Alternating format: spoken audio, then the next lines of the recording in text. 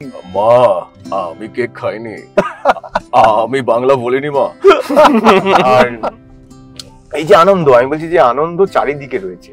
এই যে জীবন বাঁচার আনন্দ, এটার মধ্যে এই যে বন্ধুদের সাথে একটু বাজে যোগ করলাম, হ্যাঁ এই করলাম, পেছনে লাগলাম, দুষ্টুমি হচ্ছে, সেই আনন্দ। এই যে একটু বৃষ্টিতে তোমার সাথে আজকে সকালে বেরিয়ে পড়লাম, এই আনন্দ। ডোনাল্ড ট্রাম্পের সেজ পিসির নাম হচ্ছে মমতা ব্যানার্জি। এবার ও অভিষেকের কে হয় ডোনাল্ড ট্রাম্প জানি না, দাদা ফাদা হবে। তো ভাইপোদের নিয়ে একটুখানি আমরা খুবই সমস্যায় রয়েছি, আমরা দেখতে পাচ্ছি। আমরা শ্মশানে শুট করতে গেছিলাম, তখন করোনার বাজার গিয়ে দেখছি শ্মশান পুরো খালি। হ্যাঁ, তো তখন আর শ্মশানে জেনারেলি শুট করা যায় না নিমতলায়। এবার আমাদের চিরকাল আমাদের টিমে কি রয়েছে, শুটিং এর ক্ষেত্রে সবার ক্ষেত্রে একটাই রুল চালু আছে যে না বলা যাবে না। আচ্ছা, হ্যাঁ, ব্যর্থ হওয়া অ্যালাউড, বাট না করা অ্যালাউড নয়। নমস্কার, আদাব, hello and welcome to a new episode of লেজারলি বাতে। আমার সাথে আমার গাড়ির প্রথম ফ্রন্ট সিটে যে বসে আছে নিডস নো ইন্ট্রোডাকশন। সায়ন, কেমন আছো? দুর্দান্ত আছি। এরকম সানডে মর্নিং ড্রাইভ, তাও এরকম হর্ন ফ্রি, ট্রাফিক ফ্রি রাস্তায়, যেটা খুব রেয়ার এখন কলকাতায় হয়ে গেছে। হ্যাঁ, মানে লাকিলি আমি এমন একটা জায়গাটা ভাবিনি যে এরকম আছে। হ্যাঁ, এটা তুমি দেখাচ্ছ তো। সো বৃষ্টি পড়ার থেকেও বেশি আমার বৃষ্টি আসছে ওটা দেখতে বেশি ভালো লাগে। ঠিক আমরা ওরকমই একটা সময় রয়েছি যখন বৃষ্টিটা ঠিক আসবে এবং আকাশটা পুরো কালো করে এসছে। আর এই বললাম যে রোববার সকালবেলা এরকম একটা ড্রাইভ যেখানে কোনো ট্রাফিক নেই, আপনারা দেখতে পাচ্ছেন। আর ঠিক এত বড় স্কাইলাইন কলকাতাতেও খুব কম দেখা যায়। এগুলো আস্তে আস্তে এই যে কনস্ট্রাকশন হচ্ছে ঢেকে যাবে, কিন্তু লাকিলি আমি এই পাড়ায় থাকি। না, তুমি মানে সেই জন্য আমি এখানে আসতে পারলাম না। আমি জানতাম না যে এখানে এরকম একটা প্রথম মন্দির আছে আর এই জায়গাটার ব্যাপারে। বাট যেটা দিয়ে আমি শুরু করব, প্রথম আমি নিজের একটা জানার ইচ্ছে আছে, হচ্ছে ট্রাম্পের সেজ পিসির নাম কি? ডোনাল্ড ট্রাম্পের সেজ পিসির নাম হচ্ছে মমতা ব্যানার্জি। এবার ও অভিষেকের কে হয় ডোনাল্ড ট্রাম্প জানি না, দাদা ফাদা হবে। তো ভাইপোদের নিয়ে একটুখানি আমরা খুবই সমস্যায় রয়েছি, আমরা দেখতে পাচ্ছি আজ কয়েক বছর ধরে।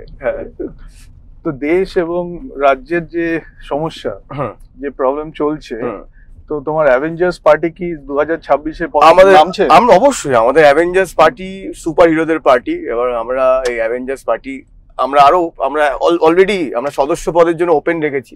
তো যারা আমার দলে যোগদান করতে চায় তাদের জন্য ওপেন রয়েছে।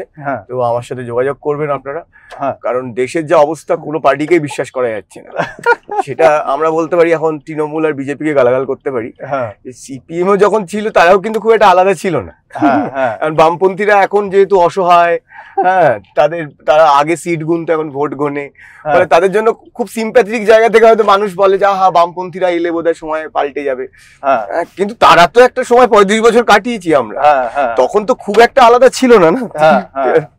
ওইটাই হচ্ছে যে মানে মানুষের জন্য কোন সরকার করবে, এবং অ্যাভেঞ্জার্স পার্টি করতে পারে। অ্যাভেঞ্জার্স পার্টির কি এখন তোমরা মানে একটা ম্যানিফেস্টো নিয়ে আমরা ম্যানিফেস্টো নিয়ে কাজ করছি না। ম্যানিফেস্টো অলরেডি আমাদের রয়েছে বিভিন্ন ভাবে।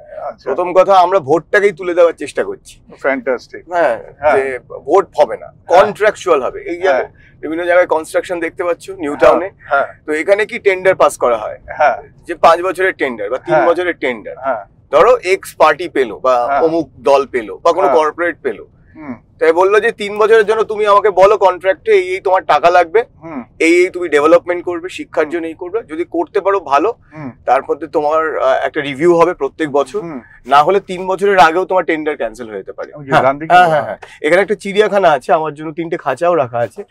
বলেছে যদি কোনো কাজকর্ম না হলে মাঝে মাঝে এসে ওখানে থাকলে একটু টিকিট থেকে যা রোজগার হবে সেটা আমার একটা অল্টারনেটিভ প্রফেশন এখানেই রয়েছে চিড়িয়াখানা। আচ্ছা, মানে বুক করা আছে। হ্যাঁ, তো এরকম প্রাণী দেখানোর জন্য দেখতেই পাচ্ছ, একটু দেখিয়ে দিতে পারো সবাইকে। এটা মিনি জু, কলকাতায় আলিপুর যেরকম রয়েছে সেরকম এটা নিউ টাউনে হরিণালয় বলে একটি জায়গা, অনেকেই জানে।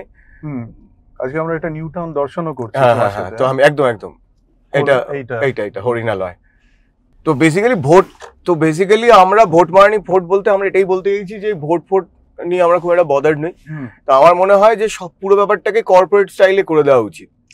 যে এক একটা কোম্পানি দায়িত্ব পাবে, পাতি 5 বছর বা 3 বছর তাদেরকে, 5 বছর না, 5 বছর অনেক সময়, 3 বছরের মধ্যে বলতে হবে এই এই এই এই যেরকম অফিসে কেয়ারে থাকে, তুমি চাকরি করো জানো, যে তারপর রিভিউ হয় প্রত্যেক বছর অ্যাপ্রেজালের আগে, যেরকম প্রত্যেক বছর রিভিউ হবে, তুমি বলেছো এই ফ্লাইওভার করবে, শিক্ষার জন্য এইটা করবে, যা যা প্রতিশ্রুতি তুমি দাও ওটার কোয়ালিটির অ্যাসেসমেন্টটা একটা হবে। একদম ওই প্রতিশ্রুতিতে থাকবে না তো, ওটা তো পেপার ওয়ার্ক হবে, লাইক কর্পোরেট। তোমাকে যে কেয়ারে এটা দেয়া হয় সেটা তো রিভিউ হয়। হ্যাঁ, বাদিক নাও, সেবা এই দিকটাও নিতে পারো। আচ্ছা চলো, ওই আমরা ডান দিক দিয়ে যেতে পারি। সো ওই কেয়ারেতে রিভিউ হবে, তুমি শিক্ষার জন্য বলেছো এই করবে, এই উন্নতি করবে, এই করবে, মানে যা যা তুমি বকেছো সেগুলো পেপার ওয়ার্ক হবে, তারপর রিভিউ হবে। যদি তুমি প্রত্যেক বছর রিভিউ পাস করো তাহলে হয়তো 3 বছর অবধি তুমি যেতে পারো, না হলে নেক্সট আমি আরেকটা কোম্পানিকে দিয়ে দেবো। তো এই ফিল্ম ইন্ডাস্ট্রিতে আমরা এত চাপ দেখছি, তুমি যে ইউটিউবে শোটা করো ভোটবাড়ি ফোর্ট, তো সেটা কি গিল্ড নিয়ে করছো? আমার তো এবার ভয় লাগছে যে রিল বানাতে হলে গিল্ড নিতে হবে। ভাই যে তোমার সাথে কথা বলছি হঠাৎ করে অরূপ বিশ্বাস চলে এলো এখান থেকে, সৌরভ বিশ্বাস চলে এলো এখান থেকে, এসে বললো কি হলো আমাদের টেকনিশিয়ান কই, গোপ্রোতে খুব শুট করছো। তো হ্যাঁ, এটা তো ভয়ঙ্কর ব্যাপার। এরপর হয়তো যে এখানে সবাই এমনি সবাই বাড়িতে বসে ভার্টিক্যাল ফরম্যাটে যে রিল বানায়, হ্যাঁ সেখানেও বললো যে গিল্ডের 2টো টেকনিশিয়ান নিতে হবে বা কিছু করতে হবে। তো তোমরা আগে তো বাংলা ছবির পাশে দাঁড়ানোর একটা ব্যাপার ছিল, এখন সেটাও এখন অতীত। এখন হয়ে গেছে দাদা আমাকে শুটিংটা করতে দিন। আর গিল্ডের সমস্যা হচ্ছে কি, গিল্ড জিনিসটা শুরু হয়েছিল খুব দুর্দান্ত একটা কারণে, খুব লজিক্যাল কারণে, যাতে সবাই ঠিকঠাক। আমাদের দেশে ছিল সব যেগুলো যা জিনিসই শুরু হয়েছে খুব মানে যুক্তিযুক্ত কারণে, তারপর অ্যাপ্লিকেশন গুলো এবং তার কন্টিনিউয়েশন গুলো সব করাপ্টেড হয়ে গেছে। মানে আমি বা তুমি যদি একজন ফিল্ম মেকার হই যাদের কাছে বাজেট খুব সীমিত এবং আমরা খুব ছোট একটা ইউনিটি আমার লাগবে, এবার সেক্ষেত্রে যদি ধরে নিয়ে গিল্ডের নিয়ম নিয়ে আমাকে এক গাদা লোক টোক দিয়ে দিল, যত লোক আমার লাগবে না, তখন একটা শুটিং ফ্লোরে এক্সেস লোক হয়ে গেলে কি কথা হয়, সবাই ফোন দেখছে, এ করছে, কাজ করছে না। তো সেইটা একটা সমস্যা যে আমার কতজন লোক লাগবে, সেইটা গিল্ড আমি বুঝবো এবার না, বা গিল্ড বিচার বিবেচনা করতে পারে, ওপেন থাকতে পারে যে আচ্ছা আপনার তো এই বাজেট, এই করছেন। এবং আরো কিছু স্টুপিড নিয়ম আমি শুনলাম যে একটা মিনি গিল্ড হয়, মিনি গিল্ডে আমি ঠিক টাকাটার অ্যামাউন্ট একটু এমনি হয়তো যদি 45 লাখ টাকার বা উপরে যদি একটা হয় মিনি গিল্ড, যদি আমার 20 লাখ 25 লাখ টাকা বাজেট থাকে তখন আমি একটা মিনি গিল্ড নিতে পারি, সেক্ষেত্রে আমার একটা কম লোক নিতে পারে। সেখানে আবার তারা ক্যামেরা ঠিক করে দেবে। ওরে বাবা, যে কারণ আমি তো ফিল্ম মেকার হিসেবে মনেই হতে পারে যে আমি কিছু কম লোক নেবো কিন্তু একটা ভালো ক্যামেরায় শুট করবো, সেইটা আবার হবে না, সেইটা আবার তোমাকে ক্যামেরাও তারা ঠিক করে দেবে যে তুমি এই ক্যামেরায় শুট করবে, কারণ তুমি তো বলছো যে তোমার টাকা নেই, তাহলে এই ক্যামেরা ব্যবহার করার তোমার অধিকার কে দিয়েছে। এবার ক্রিয়েটিভিটির ক্ষেত্রে না প্লাস মাইনাস এইভাবে করা যায় না, যে অনেকের মনে হতেই পারে যে আমি বাকি সমস্ত কিছু কম্প্রোমাইজ করবো, সেরকম হলে আমি কাস্টিং হয়তো কোনো স্টারকে নেবো না। আমি বলছি অভিনেতাদের জায়গা থেকেও বলছি যে আমি কাস্টিংও আমি প্রসেনজিৎকে না নিয়ে সায়নকে নেবো, সস্তায় পড়ে, হ্যাঁ, কিন্তু আমি একটা ভালো ক্যামেরা শুট করবো। তাহলে তোমাকে যদি মানে অডিশনে তো জিজ্ঞেস করতে পারে, মা আমি কেক খাইনি, মা আমি কেক খাইনি, আমি বাংলা বলিনি মা।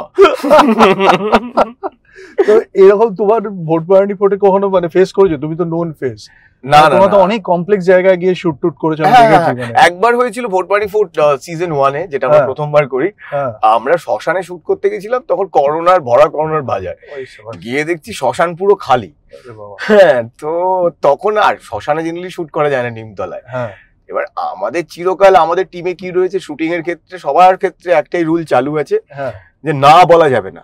আচ্ছা, হ্যাঁ, ব্যর্থ হওয়া অ্যালাউড, বাট না করা অ্যালাউড নয়। আচ্ছা, যে যতক্ষণ না আমরা ব্যর্থ হবো ততক্ষণ কেউ কিছু না বলবো না। যদি এখন বলে যে গাছের উপরে উঠে শুটিং করবো, তো আমাদের আমাদের শুটিং এর ক্ষেত্রে সেটাই চলে।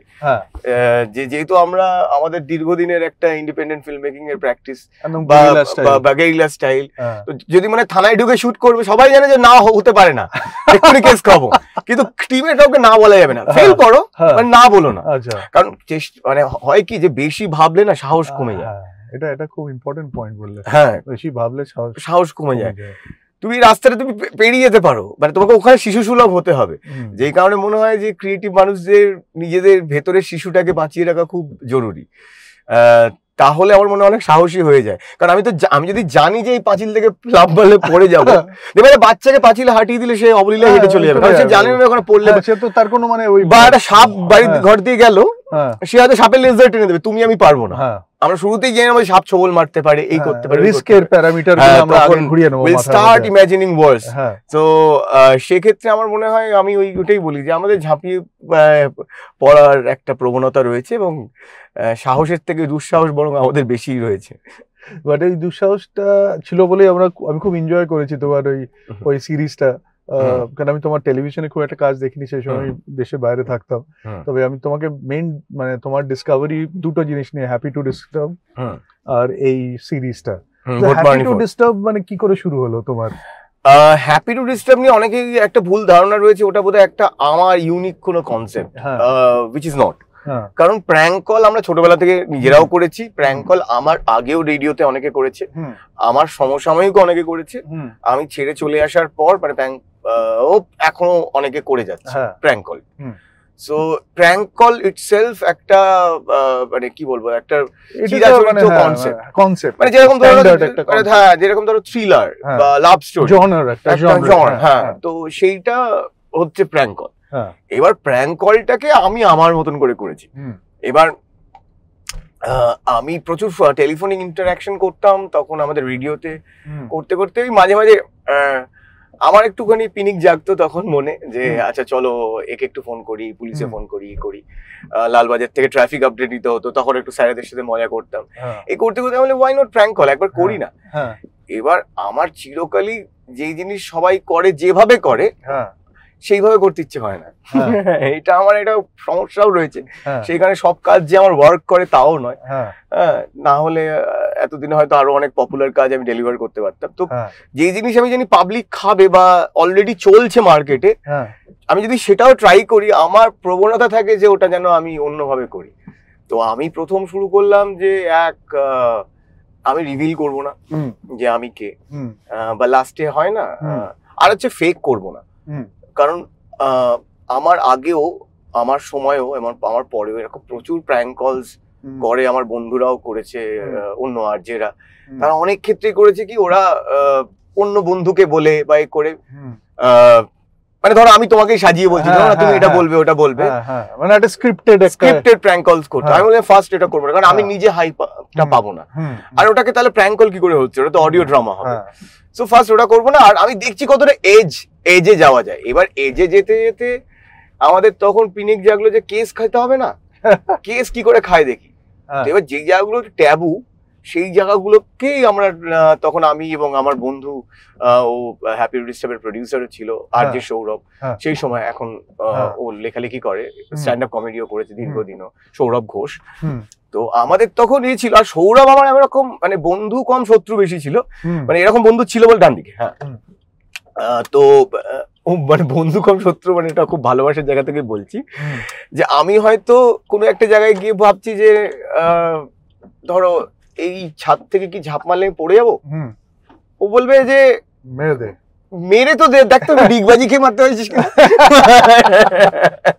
তো ধরো আমি ভাবছি যে আজকে একটা ফায়ার ব্রিগেডে ফোন করবো, আজকে থানায় ফোন করবো, বলছে হ্যাঁ করে তুই এইটা বলতে পারিস, মানে আরো একটু চাগার আরো একটু ব্যাটারি দিয়ে দেবো আমার এইতে। হ্যাঁ, আমার যত বাজে চিন্তাগুলোকে আরো ইন্ধন জোগানো কাজ সৌরভ দীর্ঘদিন করেছে। তো হ্যাঁ, তো সেইখানে তো তখন আমরা ওইগুলোকে করতাম যেগুলো ধরো থানায় ফোন করলে কেস খেতে পারি, কন্ট্রোল রুমে একটা তৃণমূলের পার্টি অফিসে ফোন করলে কেস খেতে পারি, নবান্নয় ফোন করলে কেস খেতে পারি, মানে যেই জায়গাগুলোতে টাচ করতে নেই আর কি। হ্যাঁ, তারপর এয়ারপোর্টে ফোন করতে পারি না। তো আমরা এই জায়গাগুলোকে এক্সপ্লোর করা শুরু করলাম যেগুলোকে করতে নেই, রাদার দেন। তাছাড়া এমনি নর্মাল আমি তো বোধহয় 500-700-র উপরে প্র্যাঙ্ক কল করেছি, যার মধ্যে হয়তো 150-200 অ্যাভেলেবেল রয়েছে ইন্টারনেটে।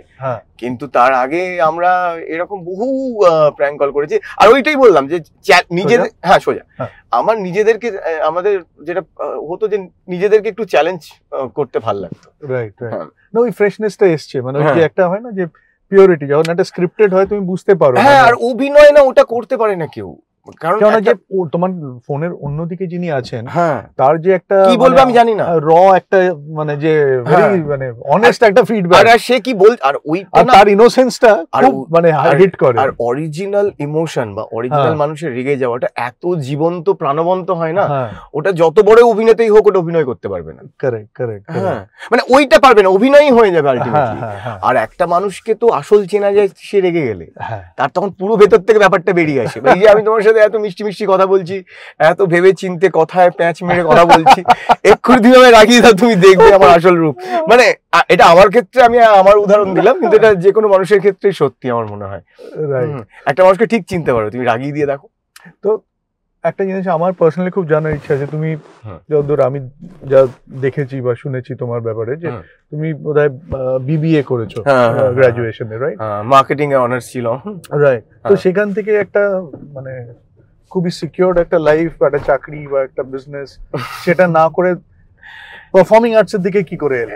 এটা তো বাই চান্স, আমি এটা বহু ইন্টারভিউতে বলেওছি, কারণ আমার তো প্ল্যানই ছিল এমবিএ করার, তারপর মানে যা হয় আর কি, বিবিএ এমবিএ তারপর জব, মার্কেটিং জব করারই আমার ইচ্ছে ছিল, কারণ যেহেতু আমার অনার্স ছিল মার্কেটিং এ। তো তারপর মিরাকেল হ্যাপেন, সেটা তো আমি অনেকবার বলেছি। সেটাও আমি যে নিজে অডিশন দিতে গেছিলাম তা নয়, আমার কাকা অডিশন দিতে গেছিল, আমি চলো আমি তোমার সাথে যাই, গিয়ে আমার কি হলো ইচ্ছে যে আমি অডিশন দিই, তারপর ফাইনালি আমি সিলেক্টেড হলাম, আমার কাকা হলো না। তো তারপর থেকে এমনি আমি পারফর্মার ছিলাম, মানে কিন্তু সেইগুলোকে তো ওটা অনেকেই ওরকম স্কুল কলেজে পারফর্মার থাকে, মানে ওটাকে তো বলা যায় না যে স্কুলের নাটক করা বা সবসময় ওই জায়গাতে ইন্টারেস্ট ছিল, মিমিক্রি করা, হ্যাঁ গান গাওয়া, পারফর্ম করা, বিভিন্ন ওই পারফরমেন্সের মধ্যে ছিলাম, কিন্তু ওই রকম ট্যালেন্ট না। আমি বলবো যে আমি ছাড়াও আমার থেকে প্রচুর বন্ধুরা ছিল, আমার থেকে বেশি ট্যালেন্টেড ছিল তারা পারফরমেন্সে, লেখালেখিতে, হ্যাঁ, কিন্তু তারা ডান দিকে। তো কিন্তু তারা পরবর্তীকালে কি হলো যে ওরা শিফট করে, ওরা রুটিন জবে শিফট করে গেল।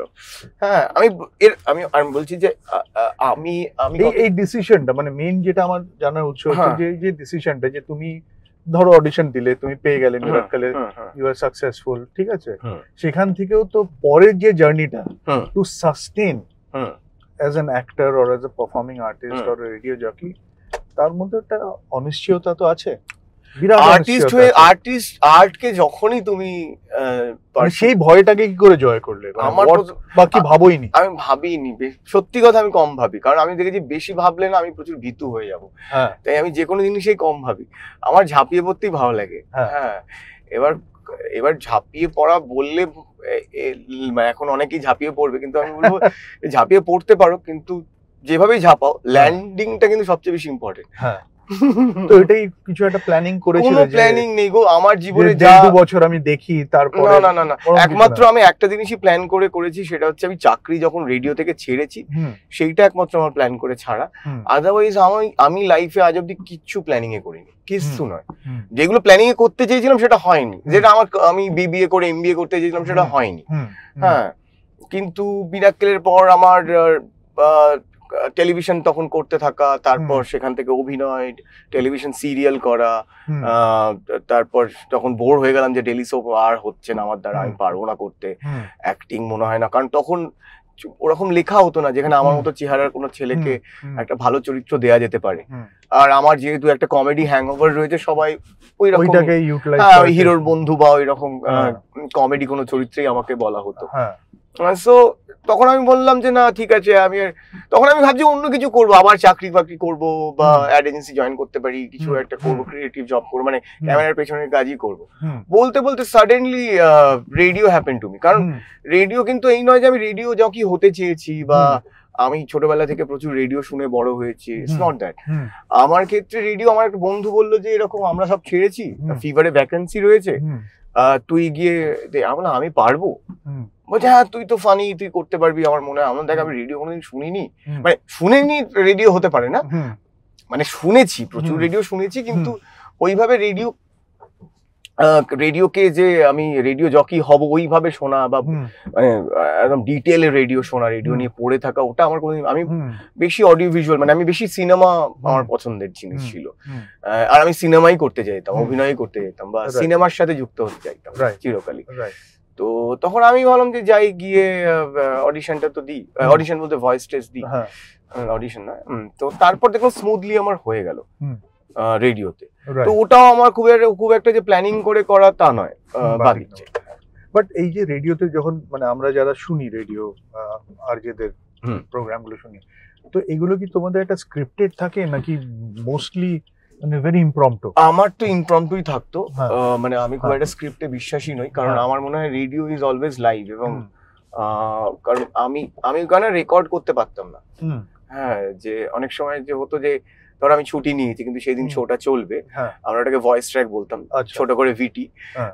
তো তখন আমি না খুব একটা রেকর্ডিং এ খুব নড়বড়ে ছিলাম না। এটা ডিপেন্ড করে, জেনারেলাইজ করা উচিত না। আমি যেরকম আনস্ক্রিপ্টেড ফরম্যাটে অনেক বেশি কমফোর্টেবল, অনেকেই রয়েছে যারা ট্রিভিয়া ওরিয়েন্টেড শো করে, গান প্রচুর ইনফরমেশন দেয়, এরকম আমার প্রচুর বন্ধু আর যে ছিল যারা খুব সুন্দর পুরো লিখতো এবং হুবহু সেটা মেনটেন করতো। এবার আমার ক্ষেত্রে একটা সমস্যা হতো যে আমি লিখে করার চেষ্টা করেছি শুরুর দিকে, অনেকবারই হয়েছে।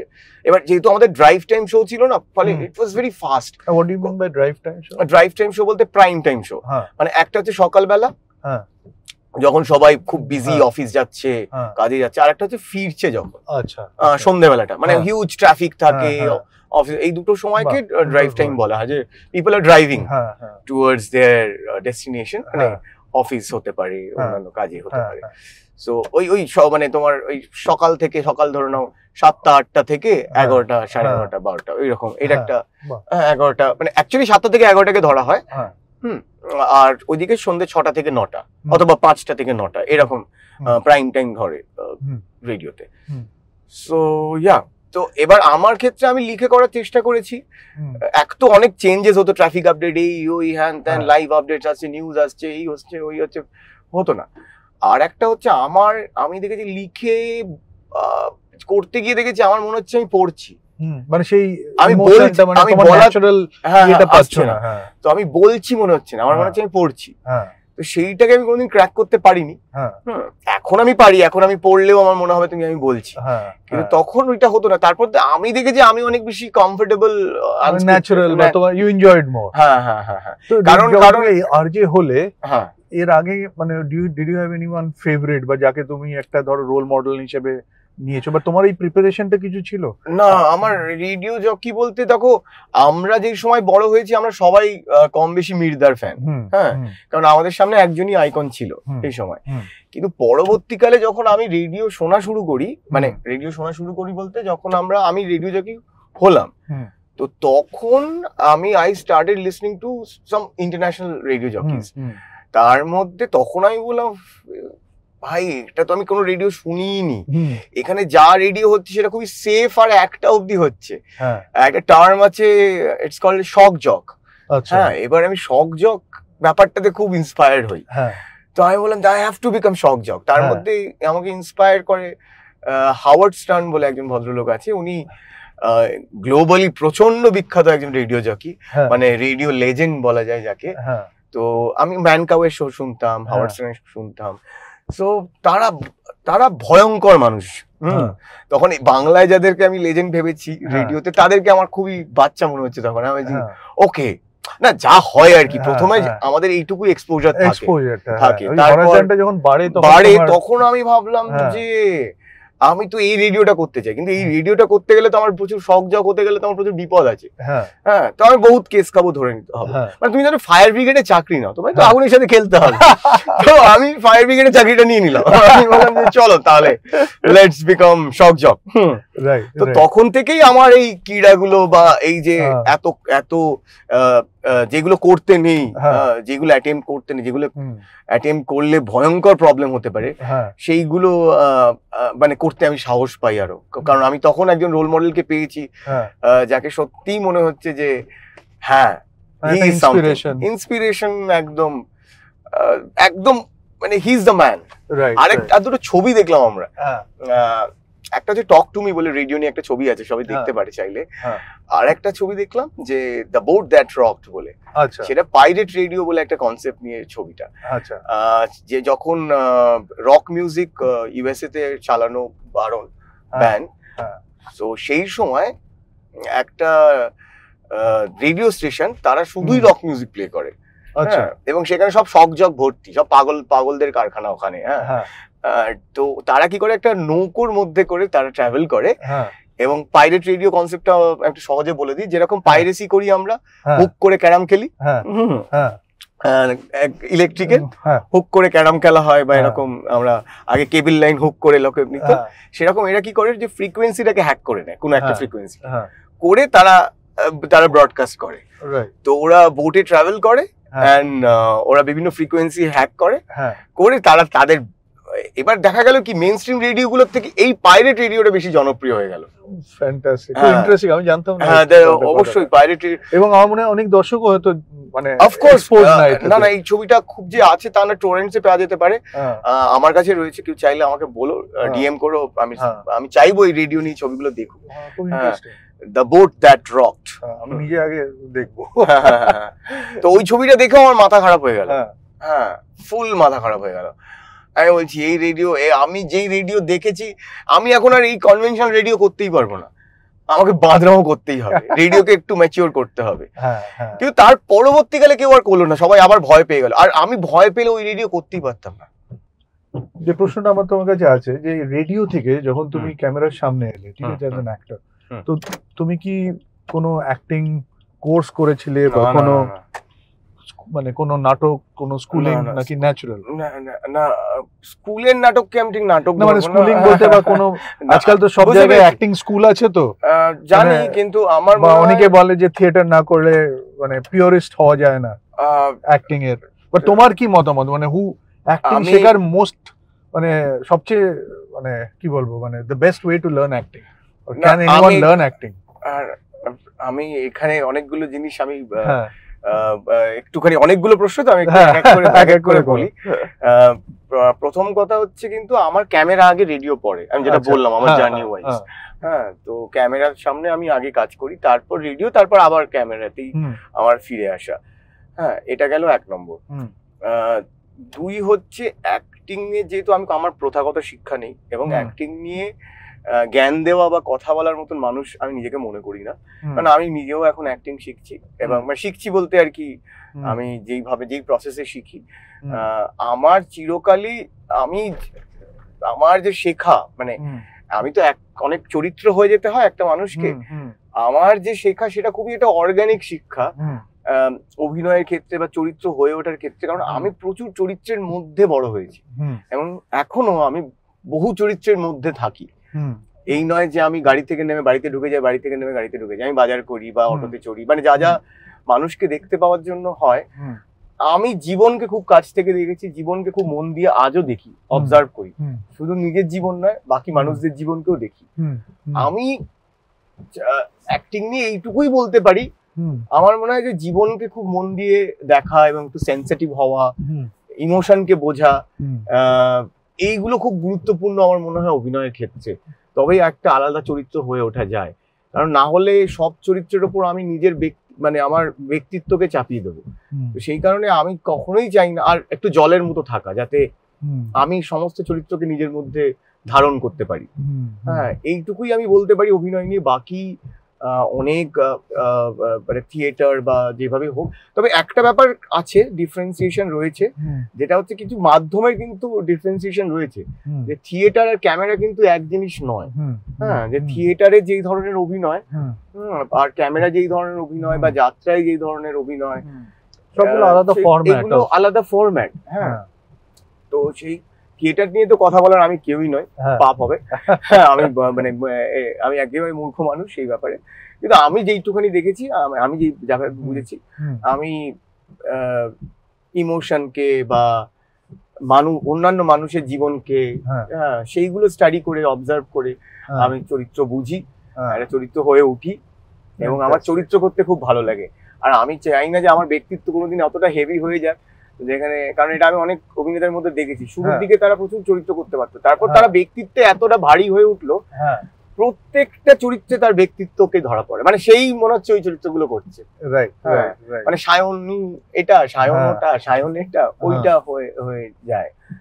তো তোমার একটাই আমি খুব মানে অবজারভেশন যেটা আমার, তোমার হ্যাঁ। কাজ দেখার, যে প্রদীপ্তর সাথে যে কাজগুলো তুমি করেছো ভেরি ডিফারেন্ট টু, ও তোমাকে যেভাবে ব্যবহার করেছে ইজ আ মানে ব্রেকিং দ্য মোল্ড আর কি। অবশ্যই অবশ্যই। মানে আমি যদি তোমার ডিফারেন্সিয়েশন দেখি যে আর যে সায়নের যে ভয়েস অ্যাক্টিং বলো বা যে আইডেন্টিটিটা ক্রিয়েট হয়েছে, সেখান থেকে তোমার যে পডকাস্টের কাজ বা তোমার মিউজিক ভিডিওতে যেটা দিয়ে তোমার অনেক পরিচিতি হয়তো টুম্পা শোনা, প্রচুর ভিউজ হ্যান্ড আইকনিক এগুলো। টুম্পা মিউজিক ভিডিও না, টুম্পা আমাদের একটা সিরিজও আমরা বানিয়েছিলাম, একটা প্রমোশনাল সং হচ্ছে টুম্পা। আচ্ছা সরি আমি এটা জানতাম না। ওটা একটা সিরিজেরই প্রমোশনাল সং। আচ্ছা, রেস্ট ইন প্রেম। আচ্ছা সরি অ্যাবাউট দ্যাট।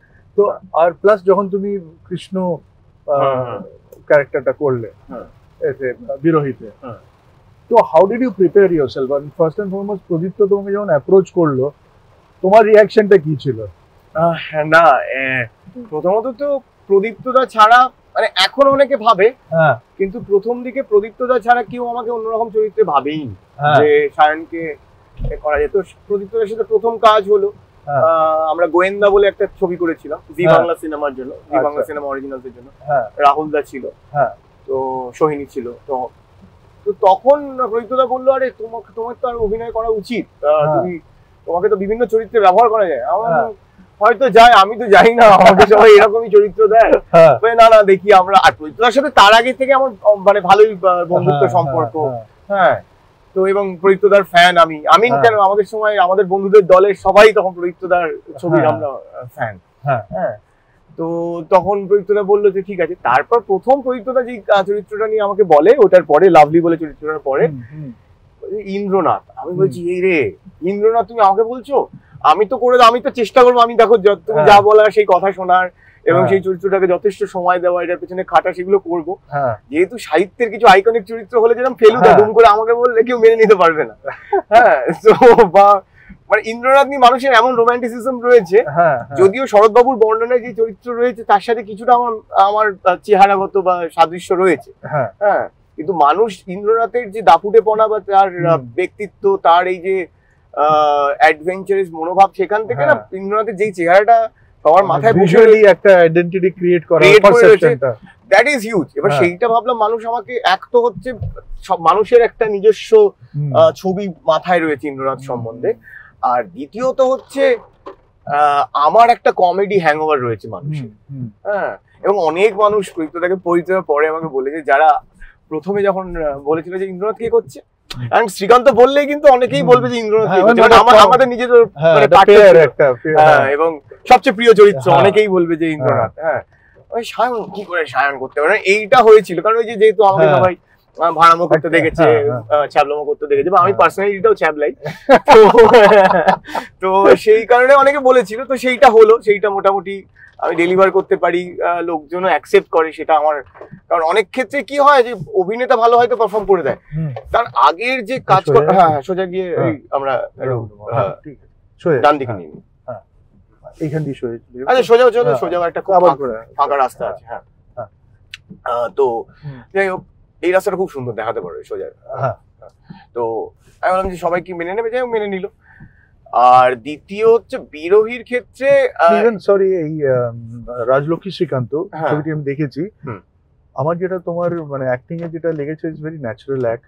আর এত সাহস পেলে কি করে ওইরকম মানে জলের মধ্যে সাঁতার কেটে চলে যাচ্ছ, একটা ওয়াইড শট, মানে এন্ড অব্দি যাচ্ছ, আর মজার ব্যাপার ছোট্ট হয়ে গেছে, তারপর তোমার সাঁতার কাটতে হয়েছে না, মানে ফ্রেমটা কাটেনি। এবং পুরো ওটা প্রদীপ্তদার কাছে নিশ্চয়ই আছে, এটা কখনো যদি আমরা রিলিজ করতে পারি বিটিএস, সিনটা ছিল এরকম যে শ্রীকান্তকে ইন্দ্রনাথ রেখে মাছ কি হচ্ছে মাছ চুরি করতে যাচ্ছে এবং দেখতে যাচ্ছে। এবার সিনটা ছিল হচ্ছে আমি জল থেকে মানে নৌকায় মানে আসার যাওয়া, ফেরারটাও নেওয়া হবে। তো সিনটা ছিল এরকম যে যাওয়া হবে, আমাকে দেখতে পাওয়া যাবে না, এত দূর আমাকে সাঁতার কাটতে হবে এবং নদীতে ম্যানগ্রোভ ফরেস্টের মধ্যে, আর তারপর ফিরে আসার শটটা একেবারেই নিয়ে নেওয়া হবে। মানে ক্যামেরা ধরা শুট কোথায় হয়েছে? এটা হচ্ছে মৌসুমী আইল্যান্ড। তখন মৌসুমী আইল্যান্ড এরকম ছিল না, মানে এখন যেরকম প্রচুর ঘিঞ্জি, তখন দুটো মাত্র ক্যাম্প, মৌসুমী আইল্যান্ড, এই বাড়িগুলো কি সুন্দর। যাই হোক, হ্যাঁ, তো এবার হলো, এবার আমি তো সাঁতার জানি, আমি ইনফ্যাক্ট এইসব করতে হবে জেনে আমি সাঁতার প্র্যাকটিসও করছিলাম ওই সময়। প্রদীপ্তদা বলেছিল তোমার কিন্তু প্রচুর জলে নামতে হবে, সাঁতার কাটতে হবে তুমি। এবার সাঁতার আমি ছোটবেলা থেকেই জানি, এবার আমি বললাম যে প্র্যাকটিস, এগুলো দমের ব্যাপার তো, প্র্যাকটিস। হ্যাঁ, এবার আমি তো কোনোদিন ম্যানগ্রোভ ফরেস্টের মধ্যে সাঁতার কাটিনি, কারণ যেটা হচ্ছে যখন জোয়ারের সময় তোমার গাছের মাঝামাঝি অব্দি জল হয়ে যায়। হ্যাঁ, আর যখন ভাটা হচ্ছে তখন তুমি দেখবি এমনি একটা জঙ্গল, নিচে কাদা। এবার আমি সাঁতার কাটা শুরু করেছি, তার মধ্যে পড়ে গেছি ফুল প্যান্ট। হ্যাঁ, আর কাটছি আর হাতে, মানে আমার হাতে পায়ে বিভিন্ন গাছের গুড়ি, গাছের ডাল লাগছে। শুধুমাত্র যে জলের সাথে লড়াই তা নয়, আমাকে গাছগুলোকেও কাটিয়ে যেতে হচ্ছে। এন্ড তারপর যেটা হলো, সে আমি ওইখানে গিয়ে ফাইনালি আমি একটা গাছের ডাল ধরে নিই, আমি দেখলাম একটু পায়ে লাগছে। তারপর বললো কাট, মানে ওই অব্দি ঠিক আছে, এবার ফেরার শটটা নেবো, ওখানে দাঁড়াবে, কারণ ওখানে আমাকে হোল্ড করতে হবে। যে অ্যাজ ইফ ও অনেক, এবার তারপর আমি হোল্ড করলাম, একটা গাছের ডাল ধরে দাঁড়িয়ে প্যান্ট গোটালাম, করলাম। তার মধ্যে আমার প্যান্টটা একটু গুটিয়ে সাঁতার কাটছিলাম, ওই প্যান্টটা আবার খুলে হয়েছিল, তো ওইটা গুটিয়ে আমি ঠিকঠাক করলাম, করে দেন আবার ফিরে আবার ওই সাঁতার কেটে আবার ওই গাছের গুড়ি ডাল এইসব পেরিয়ে আমি এলাম। যাই হোক, প্র্যাকটিস করেছিলাম। আর ওই বললাম যে আমি খুব একটা তো ভাবি না যে আমার প্রদীপ্তদা বলছে আমি করেই দিই। আর প্রদীপ্তদার উপর আমার পুরো ভরসা আছে, কারণ আর দেখবে ওই কারণ প্রদীপ্তদা অভিনেতাদের খুব ছেড়ে রাখেন। আর প্রদীপ্ত যাবে না এটা, আরে যাবে না,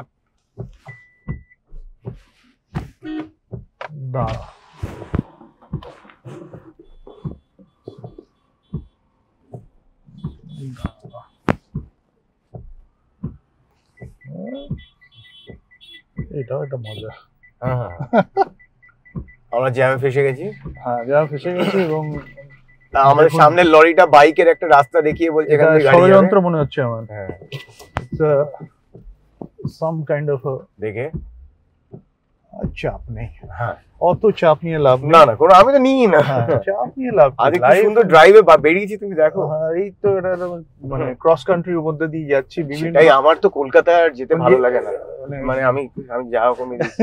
ও তো যেটা ওখানে দাঁড়িয়ে আছো, ওইটা ধরে দাঁড়িয়ে আছি, তারপর আবার বলা হলো অ্যাকশন, আমি আবার সাথে চলে এলাম, তারপর ওই সিনটা হলো। তো না, প্রদীপ্তদার সাথে কাজ করার মজাটা হচ্ছে, এটা আমি কেন, যে কেউ বলবে, তুমি দেখবে একটা অভিনেতা বাকি অন্যান্য কাজে অভিনয় করে, মানে অন্যান্য 5টা কাজ দেখবে, প্রদীপ্তদার কাজে গেলেই অভিনয় ব্যাপারটা অনেকটা এনহ্যান্সড হয়ে যায়। তার কারণ হচ্ছে প্রদীপ্তদা অনেক ছেড়ে রাখে অভিনেতাদের, এই স্ট্রাকচার ফরম্যাটে বেঁধে রাখা, যে তুমি এই দিকে এই মাপে তাকাবে, এইটা এই করবে।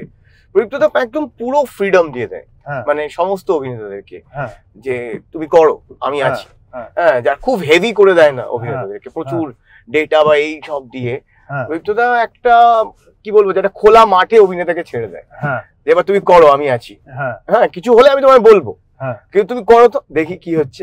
হ্যাঁ, তো এইটার জন্য কি অভিনেতা নিজেও একটা ভরসা পায়, এবং অভিনেতা খুলে যায় ভেতর থেকে, যে এমনকি যদি সে কি বলবো, যে আমার মতন অভিনেতাও যদি হয়, যে অতটা শিক্ষিত অভিনেতা নয়, তার ক্ষেত্রে পারফরমেন্স এনহ্যান্স করে, কারণ তাকে প্রচুর জিনিস দিয়ে দিলে সে হয়তো ঘাবড়ে যাবে, করতে পারে, যেহেতু সে অতটা শিক্ষিত অভিনেতা নয়।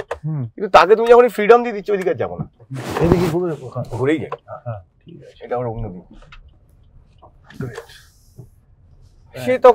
সে তখন ওই ফ্রিডমটা পায়, এবং তার যতখানি খোলা জায়গা থেকে যা বেরিয়ে আসছে ইনস্টিংটিভ ভাবে, সেটা একদম ভেতর থেকে বেরিয়ে আসে। আর সেইটা কি নতুনের ভেলাতেও আছে। ওটাও একটা খুব ইউনিক, মানে ট্রেলারটা দেখলাম, আর ওটা রটারডামেও গেছে, রটারডামে প্রিমিয়ার হলো আমাদের। আর এই সময়ের জন্য খুব গুরুত্বপূর্ণ একটা স্টেটমেন্ট যেটা প্রদীপ্তদা রাখার চেষ্টা করেছে, যে এখন যে মানে একটা স্লো মানুষ, যেটা ট্রেলার দেখে বোঝা গেছে, তাকে সার্কাসে নিয়ে গেছে, যেখানে সবকিছু ফাস্ট। এবার কিভাবে কি হলো, এইটা যদি মানে আমাদের চারিদিকে যে ফাস্ট সার্কাসটা চলছে, সেখানে ধরো একটা মানুষ, সে ধীরস্থির, নধর, সে অনেকটা সময় লাগে একটা জিনিস করতে, মানে তার একটা স্লো জীবন যাপন। এই যে আমরা এই জায়গাটায় যেখানে রয়েছি, যদি আমি গ্রামটাকে বলি, সেখানে হয়তো স্লো। দেখো, আমরা দুটো জিনিসকে আমরা একসাথে দেখতে পাচ্ছি, একদিকে আমরা গ্রিনারি দেখতে পাচ্ছি, আর হাই রাইজও দেখতে পাচ্ছি, দেখতে পাচ্ছি। এবার দুটোই কিন্তু কোএক্সিস্ট করে, কিন্তু আমাদের সময়টা এমন দাঁড়িয়েছে আমরা পুরোটাই সার্কাস হয়ে গেছি। এবার সেখানে একজন স্লো মানুষ যে সেই যুগের সাথে চলবে কি করে, সেও সার্ভাইভ করবে, এই স্ক্রোলিং কালচারের সাথে সে চলবে কি করে, সেই এত কম অ্যাটেনশন স্প্যান এর সাথে সে কি করবে। আমাদের ছবিটাও বড় লেন্থের ছবি হয়েছে, তো আমি ভাবছিলাম লোকে এতক্ষণের ছবি দেখবে, এখন 3 সেকেন্ড অ্যাটেনশন স্প্যান টাইম যেখানে মানুষের, তো দেখলাম 3 ঘন্টার ছবি যারা দেখেছে তাদের ভালোই লেগেছে এবং হোপ ছিল। এবার বাকিটা যখন রিলিজ হবে মানে আগ্রহের সাথে ওয়েট করে আছি ওই ছবিটা দেখার জন্য। তো তোমার আরেকটা ছবি রিলিজ করছে নেক্সট উইকে, দেখলাম একটা পোস্ট। না ওটা হ্যাঁ কাল্পনিক, ওখানে শতাক্ষী মূল চরিত্রে অভিনয় করেছে, খুবই সুন্দর একটি চরিত্র। শতাক্ষীটা সাংবাদিকের চরিত্রে অভিনয় করেছে, আমার চরিত্র নিয়ে খুব একটা বলছি না। শাহিদুর রয়েছে, শ্রদ্ধেয় রজতাভ দত্ত রয়েছে, রনিদা রয়েছে। হ্যাঁ, তো এটা আদ্যপ্রান্ত একটা রাজনৈতিক ছবি। এবার ব্যাপারটা হলো গিয়ে রাজনৈতিক ছবি হচ্ছে না তা নয়, ধরো কাশ্মীর ফাইলস ও রাজনৈতিক ছবি, বেঙ্গল ফাইলস ও রাজনৈতিক ছবি, কেরালার স্টোরিজ ও রাজনৈতিক ছবি, বাট কোন ন্যারেশনটা তুমি কিন্তু প্রো গভর্নমেন্ট রাজনৈতিক ছবি। এবার আমাদের রাজনৈতিক ছবির ব্যাপারটা হচ্ছে গল্পটা যেটা নিয়ে করা, এই যে বিভিন্ন জায়গায় ঘুরে ঘুরে বিভিন্ন জিনিস পাওয়া যাচ্ছে না, নতুন একটি এদিকে যাবো, এদিকে না হ্যাঁ, নতুন একটি বিজেপির আর্কিওলজিক্যাল সার্ভে অফ ইন্ডিয়া শুরু হয়েছে। হ্যাঁ, তো সেইটাকে অ্যাড্রেস করা কোথাও, যে এই যে ন্যারেটিভটা কিভাবে বিল্ড করা হচ্ছে থ্রু মিডিয়া এবং মানুষের মাথায় কিভাবে ইনজেক্ট করা হচ্ছে, সেইটা নিয়ে রাজনৈতিক ছবিটা। এবার সেন্সর বোর্ডে অনেকদিন আগে পাঠানো হয়েছিল, 11ই জুলাই এটা রিলিজ করার কথা ছিল। হ্যাঁ, মানে এবার সেন্সর বোর্ড যেটা হচ্ছে, সেন্সর বোর্ড হ্যাঁও বলছে না নাও বলছে, কিছুই বলছে না। কারণ আমরা কারণ এইরকম সাবজেক্ট নিয়ে কাজ করা মানেই তো একটা আগুনে ঝাঁপ দেওয়া, আমরা জানি যে প্রোটেকশন নিয়েই ঝাঁপ দেওয়া উচিত, তো আমরা ওরকম ভাবে কিছু বলিনি যে কি কারা কোন ছবি কি ব্যাপার। আমরা ছবিটা দেখলে সবাই বুঝতে পারবে যে আদতে আমরা কি বলতে চাইছি, তো ওই মিডিয়া ন্যারেটিভটা কিভাবে বিল্ড করা হচ্ছে, কিন্তু বলছি না যে কাদের ব্যাপারে বলছি, কিন্তু সবাই বুঝতে পারবে। এবার সেটাই হয়তো সেন্সর বোর্ড বুঝতে পেরেছে কিন্তু বলতে পারছে না, কারণ হ্যাঁ বলছে না না বলছে না করে আমরা তো পুরো রেডি হয়ে বসে, যে প্রমোশন হবে 11ই জুলাই। তো আজকে কত তারিখ? আজকে 6 তারিখ। তো আজকে আমরা যখন শুটিংটা করছি আজকে 6 তারিখ, এখনো পর্যন্ত সেন্সর বোর্ড থেকে কিছুই আমাদের জানায়নি। কেন ওই ছবিতে অমর্ত্যর যে লেখা গানটা, অমর্ত্য ভট্টাচার্য আমার মানে ও আমার পডকাস্টে এসেছিল, চেনা আমার, এবং কিশোরলয়ের সুর করা, কিশোর রায়, আমার খুব ভালো লেগেছিল গানটা। মানে আমি তখন মানে কিশোরলয়কে কাল্পনিক ছবিটার নামও কাল্পনিক দিয়েছি, হয়ে যেতে পারি, হ্যাঁ নামও দিয়েছি আমরা কাল্পনিক। সুন্দর ছবি, মানে গানটা আমার খুব ভালো লেগেছে। এবার দেখা যাক সেন্সর বোর্ড কি বলে। তো এই যে ধরো এই যে পার্সপেক্টিভ আমাদের দেশের, এই যে অবস্থা এখানে, তো তোমার কি মনে হয় মানে আমাদের দেশে একটা ল এন্ড অর্ডার বা কোনো একটা ভার্চু রাইটিয়াস একটা অ্যাপ্রোচ কখনো আসবে এরকম? মানে এই যে ল এন্ড অর্ডার তো আছে দেশে, সংবিধান রয়েছে, তো ল এন্ড অর্ডার কোথায় আছে? মানে আজকে ধরো যদি ইফ ইউ লুক ইনটু আমাদের আশেপাশে যা হচ্ছে, এই যে ল কলেজের ঘটনাটা বা আরজি কর, মানে এত বেশি ডিপ্লোমেসি। আর আমি এটা এই জন্য বলছি যে আমি 4 বছর আগে দেশে ফিরি, মানে কলকাতাতে, তার আগে বাইরে কাজ করতাম, যে এসে আমার এই যে এত ডিপ্লোমেসি, এত মানে ঘুরিয়ে কথা বলা, কোনো কিছুই এন্ডে হচ্ছে না, কিন্তু অনেক কিছুই হচ্ছে। এই যে পার্সপেক্টিভ, এই যে অবস্থা, মানে এটা খুব সাফোকেটিং। মানে খুব 1 বছর হয়ে গেল, আজকে বোধহয় 326-27 দিন হবে অগস্টে 1 বছর হবে। হ্যাঁ, তো কিছুই তো হলো না, এত কিছু করা হলো, এত লোকের এত মানে কিছু তো হবেই না, আমরা শুরু থেকেই জানি। মানে এই যে ডিপ্লোম্যাটিক একটা পার্সপেক্টিভ, এটা কি তোমার মনে হয় চেঞ্জ হবে? বা ডিপ্লোমেসি চেঞ্জ হবে না যদি না সরকার চেঞ্জ হয়। সেটা বলছি, কোনো গভর্নমেন্টেরই দীর্ঘদিন ক্ষমতায় থাকা উচিত নয়। গভর্নমেন্ট যেরকম আমি শুরুতে মজা করে বলছিলাম যে অ্যাভেঞ্জার্স পার্টির উদ্যোগ হবে, এবং এটার জন্য অ্যাভেঞ্জার্স পার্টি কি করতে পারে না, আমি অ্যাভেঞ্জার্স পার্টির ব্যাপারটা মজা, কিন্তু আরজি কর বা এই যে ল কলেজের যে ঘটনাটা ঘটলো, সেটা অত্যন্ত সিরিয়াস একটা বিষয়। তো আমি বলবো যে এই যে স্বেচ্ছাচার, এবং আমরা দেখতে পাচ্ছি যে আগে মানুষকে রেখে ঢেকে করতো, এখন সেই রেখে ঢেকে ব্যাপারটাও হয়ে গেল। সন্দীপ ঘোষ অ্যারেস্টেড হলো, তারপর সে জামিনও পেয়ে গেল, যাকে শাস্তি দিল তাকে যাবজ্জীবন দেওয়া হলো, হয়তো কয়েকদিন পর পের হলেও বার করে দেবে তাকে। হ্যাঁ, মানে আমরা বুঝতে পারছি এই যে মনোজিৎ মিশ্রর ঘটনা ঘটছে, বোঝাই যাচ্ছে যে সেখানে অন্য একটা ন্যারেটিভ বিল্ড করা হচ্ছে লাভ বাইটের বিষয় দিয়ে। তো বোঝা যাচ্ছে যে একটা সরকার, সেটা তৃণমূল এবং বিজেপি, হ্যাঁ, অনেকদিন ক্ষমতায় রয়েছে, তো এবার হচ্ছে তারা ওই জায়গাটাই নেবে যে আমি ভাই যা খুশি করব, এবং চোখের সামনে করবো। আগে রেখে ঢেকে করতাম যাতে মিডিয়া না ধরতে পারে, মানুষ না বুঝতে পারে, সেই রেখে রাখা ঢাকা জায়গায় তো নেই। এখন ওপেন হয়ে গেছে ব্যাপারটা, যে তাদের পাশবিক যে মনোভাব, তাদের যে স্বেচ্ছাচার স্বৈরাচার, সেইগুলো ওপেন হয়ে গেছে। যে একটা মানুষকে মেরে দেওয়া যায়, এত মানুষ প্রতিবাদ করছে, সেই প্রতিবাদটাকে অন্যদিকে টার্ন করে দেওয়া যায়। মানে শুরু থেকে আমার যেটা মনে হচ্ছিল, ওরা মানে খুব কনফিডেন্ট ছিল যে এটা কিছু হবে না, do your circus kind of a thing. হ্যাঁ, তারা জানে যে কারণ আমরা সবাই জানি যে একটা সরকারি প্রপার্টি, এবং সেটা যেখানে হসপিটাল, হ্যাঁ, সেখানে ওইভাবে বাইরের লোক ঢুকে কিছু করতে পারে না, যেখানে সিকিউরিটি রয়েছে। আর দ্বিতীয় কথা, যদি একটা জায়গায় ওরকম লেফটে তো একটা ঘটনা ঘটে, আমরা জানি যে ফরেন্সিক এভিডেন্স কিছু না হোক, মানুষ সিআইডি তো দেখেছে, তো ফরেন্সিক এভিডেন্স কতটা, একটা ক্রাইম স্পট যেখানে এতগুলো ফরেন্সিক এভিডেন্স রয়েছে, যেটা একটা কেসটাকে সলভ করতে হেল্প করবে, তো সেইখানে রাতারাতি রেনোভেট করে দেওয়া যায়। সেটাই, এটা তো বেশি, এটা যে যার কিছু আইডিয়া নেই, কমন সেন্সও, যে যদি আজকে এখানে একটা মার্ডার হয়, পুলিশ তো আগে এসে সিল করে দেয় যে এইখানে ভাই কেউ ঢুকবে না, কারণ কেস চলছে। এবং প্রথমে আত্মহত্যা থেকে শুরু করে যেইভাবে ন্যারেটিভ বিল্ড করা হয়েছে, তারপর দেহটাকে যেভাবে দাহ করে দেওয়া হলো, তো এই যে পুরো ব্যাপারটাকে আমরা চোখের সামনে দেখতে পারলাম, তো কিভাবে এটা নিয়ে কোনো মানে দে আর ভেরি কনফিডেন্ট যেটা করা যায় এবং করলে কিছু হবে না, মানে পাওয়ার, এটা মানে অ্যাবিউসিভ ইউজ অফ পাওয়ার, ক্ষমতার নেশা। কিন্তু ক্ষমতা ওই ধরো অ্যালকোহলের মতনই একটা বিষয়, প্রথমে 1 পেগ 2 পেগ, তারপর তুমি তোমার মাথায় এটা নাচবে তুমি, যেটা এখন দুটো গভর্নমেন্টই করছে, তারপর এটাই তোমাকে পোড়াবে। মানে হয় না যে আমি 1 পেগ 2 পেগ 3 পেগ নেশা করতে গিয়ে একটা সময় ওভার পাওয়ার করি, কাউকে মানছি না, ইচ্ছে করছি না, সবাই দেখে ঘাবড়ে যাচ্ছে, কোন মাথা লেলো রে ভাই, তারপর কিন্তু আমি নিজেকে ডোবাই। তো এই যে ক্ষমতার যে সেলিব্রেশন শুরু হয়েছে, হ্যাঁ, মানুষকে যা খুশি বলে দেওয়া যায়, যা খুশি করে দেওয়া যায়, হ্যাঁ, কিন্তু এইটাই কিন্তু তাদেরকে পোড়াবে।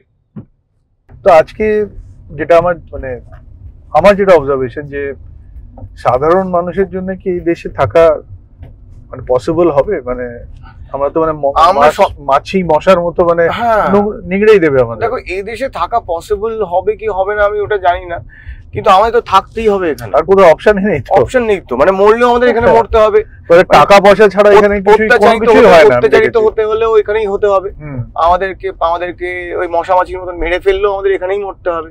কারণ আমরা ধরো এই যে একটা দেশ চেঞ্জ বা অন্য জায়গায় চলে যেতে পারে কটা মানুষ, আর যাবোই বা কেন যাবো? প্রথমত যাবোই বা কেন? কারণ আমরা তো ভোট দিয়ে আনছি। আমার কথা হচ্ছে যে ধরো লোকে তো বিভিন্ন পার্সপেক্টিভে কথা বলে, আমি বলছি বামপন্থীদেরও প্রবলেম আছে, যে কারণে আমি বলছি তারাও তো একটা পার্টির হয়ে কথা বলছে, তৃণমূলের হয়ে পার্টি একজন কথা বলছে, বিজেপিরও একজন কথা বলছে, কংগ্রেসের হয়ে কথা বলছে। যে ধরো বিজেপিকে অপোজ করছে, সে যদি কংগ্রেসের লোক হয়, ভাই তাকে আমার সাপোর্ট নেই, কারণ সেও তো আরেকটা পার্টির যাদের ইতিহাস আছে। মানুষের জন্য কে কথা বলছে? আমাদের হয়ে কে কথা বলছে? আমরা সিটিজেন যারা ভাই যেই আসে আমাদেরই গাড় মারে। তো এবার সেই তাদের হয়ে কারা কথা বলছে? কিছু বলছে না তো। আর আমাদের তো খুব সহজ দাবি, খাদ্য, বস্ত্র, বাসস্থান, চিকিৎসা, শিক্ষা, এগুলো তো এটা তো একটা মানবিক দাবি। আমরা তো বলিনি যে তুমি আমাকে জীবিকা দিয়ে দাও, আর কিচ্ছু করতে হবে না তোমাকে, তুমি অনুদান কেন দিচ্ছ? এই যে অনুদানের রাজনীতি মানুষকে দিয়ে বলা হচ্ছে যে লক্ষ্মীর ভান্ডার থেকে শুরু করে এই ওই হ্যান ত্যান, তুমি অনুদান কেন দিচ্ছ? তুমি জীবিকা দিতে পারছো না? তুমি আমাকে ধার দিয়ে বা সৌদীপ দা তুমি আমাকে টাকা দাও, তুমি ক মাস আমাকে টাকা দেবে, কিন্তু তুমি যদি আমাকে চাকরি দিয়ে দাও, হ্যাঁ, তাহলে তো আমি তো সুন্দর, আমি বাকি জিনিসগুলো আমি করে নেবো। স্বাস্থ্য তো আমার basic right. Education and health care should be free. মানে যখন আমরা এত ট্যাক্স দিচ্ছি, হেলথ ইন্স্যুরেন্সের কথা ভাবো, স্বাস্থ্য এবং শিক্ষাটা বিনামূল্যে হওয়া উচিত। আর এই প্রাইভেট নার্সিং হোম গুলোতে গেলে তো তুমি বুঝতেই পারছো যে মানে একটা মধ্যবিত্তের ধরে নাও 10 বছরের সেভিংস একটা মেডিকেল এমার্জেন্সিতে চলে যেতে পারে। তো এইরকম একটা সময় আমরা বসবাস করছি। তো unfortunate, but there is hope, and that hope lies with all of us. মানে সেটাই হচ্ছে, আমরা এজেন্ট না হলে কিছুই হবে না। আমি মনে হয় আশাতেই আমরা বাঁচি, আর আশার থেকে বড়, হোপের থেকে বড় স্ক্যামও কিছু হয়। হ্যাঁ, কারণ আমরা ছোটবেলা থেকে আমি হোপ নিয়ে আছি, হচ্ছে কোথাও আরো ওয়ার্স হচ্ছে। হ্যাঁ, ফলে হোপ ঠিক আছে, but hope is the biggest scam I think. কারণ হোপ বলেই লোককে বলা হয় যে আচ্ছা তুমি তো হয়ে গেছে, এবার হোপ কিন্তু আছে, বার খাইয়ে রাখি। যদি আমার হোপ না থাকতো আমি এখানে সবচেয়ে ডেডলি স্টেপটা এখন নিতাম, যেহেতু আমার হোপ আছে আমি ল্যাদ খেয়ে যাবো। তো আমার মানে hope is a scam and hope, মানে ঠিক আছে আমরা কোথাও একটা গিয়ে অপটিমিস্টিক হতে চাই, জীবন তো এগিয়ে যেতে হবে, চলেই যেতে হবে, সবকিছুর মধ্যে দিয়েই নিজেদেরকে সার্ভাইভ করতে হবে, সেই জায়গায় হোপ একটা খুব ভালো জিনিস, কুশন হিসেবে খুব ভালো, বাট ইটস স্ক্যাম আমার মনে হয়। কারণ হোপ নেই ভাবলেই, হোপলেস ভাবলেই বরং মানুষ আরো অ্যাগ্রেসিভ হবে, মানুষ আরো নিজের রাইটস নিয়ে কথা বলতে এগিয়ে আসবে।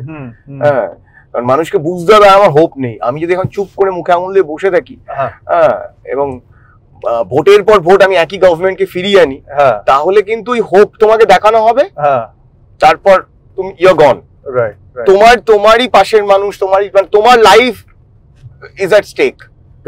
মানে এরকম ইনসিকিউর সময়ের মধ্যে দিয়ে বোধহয় আমরা আগে কখনো যাইনি, বা গেছি হয়তো, কিন্তু আমার যা বয়স সেই বয়সে আমি দেখিনি এতটা একটা ইনসিকিউর টাইম।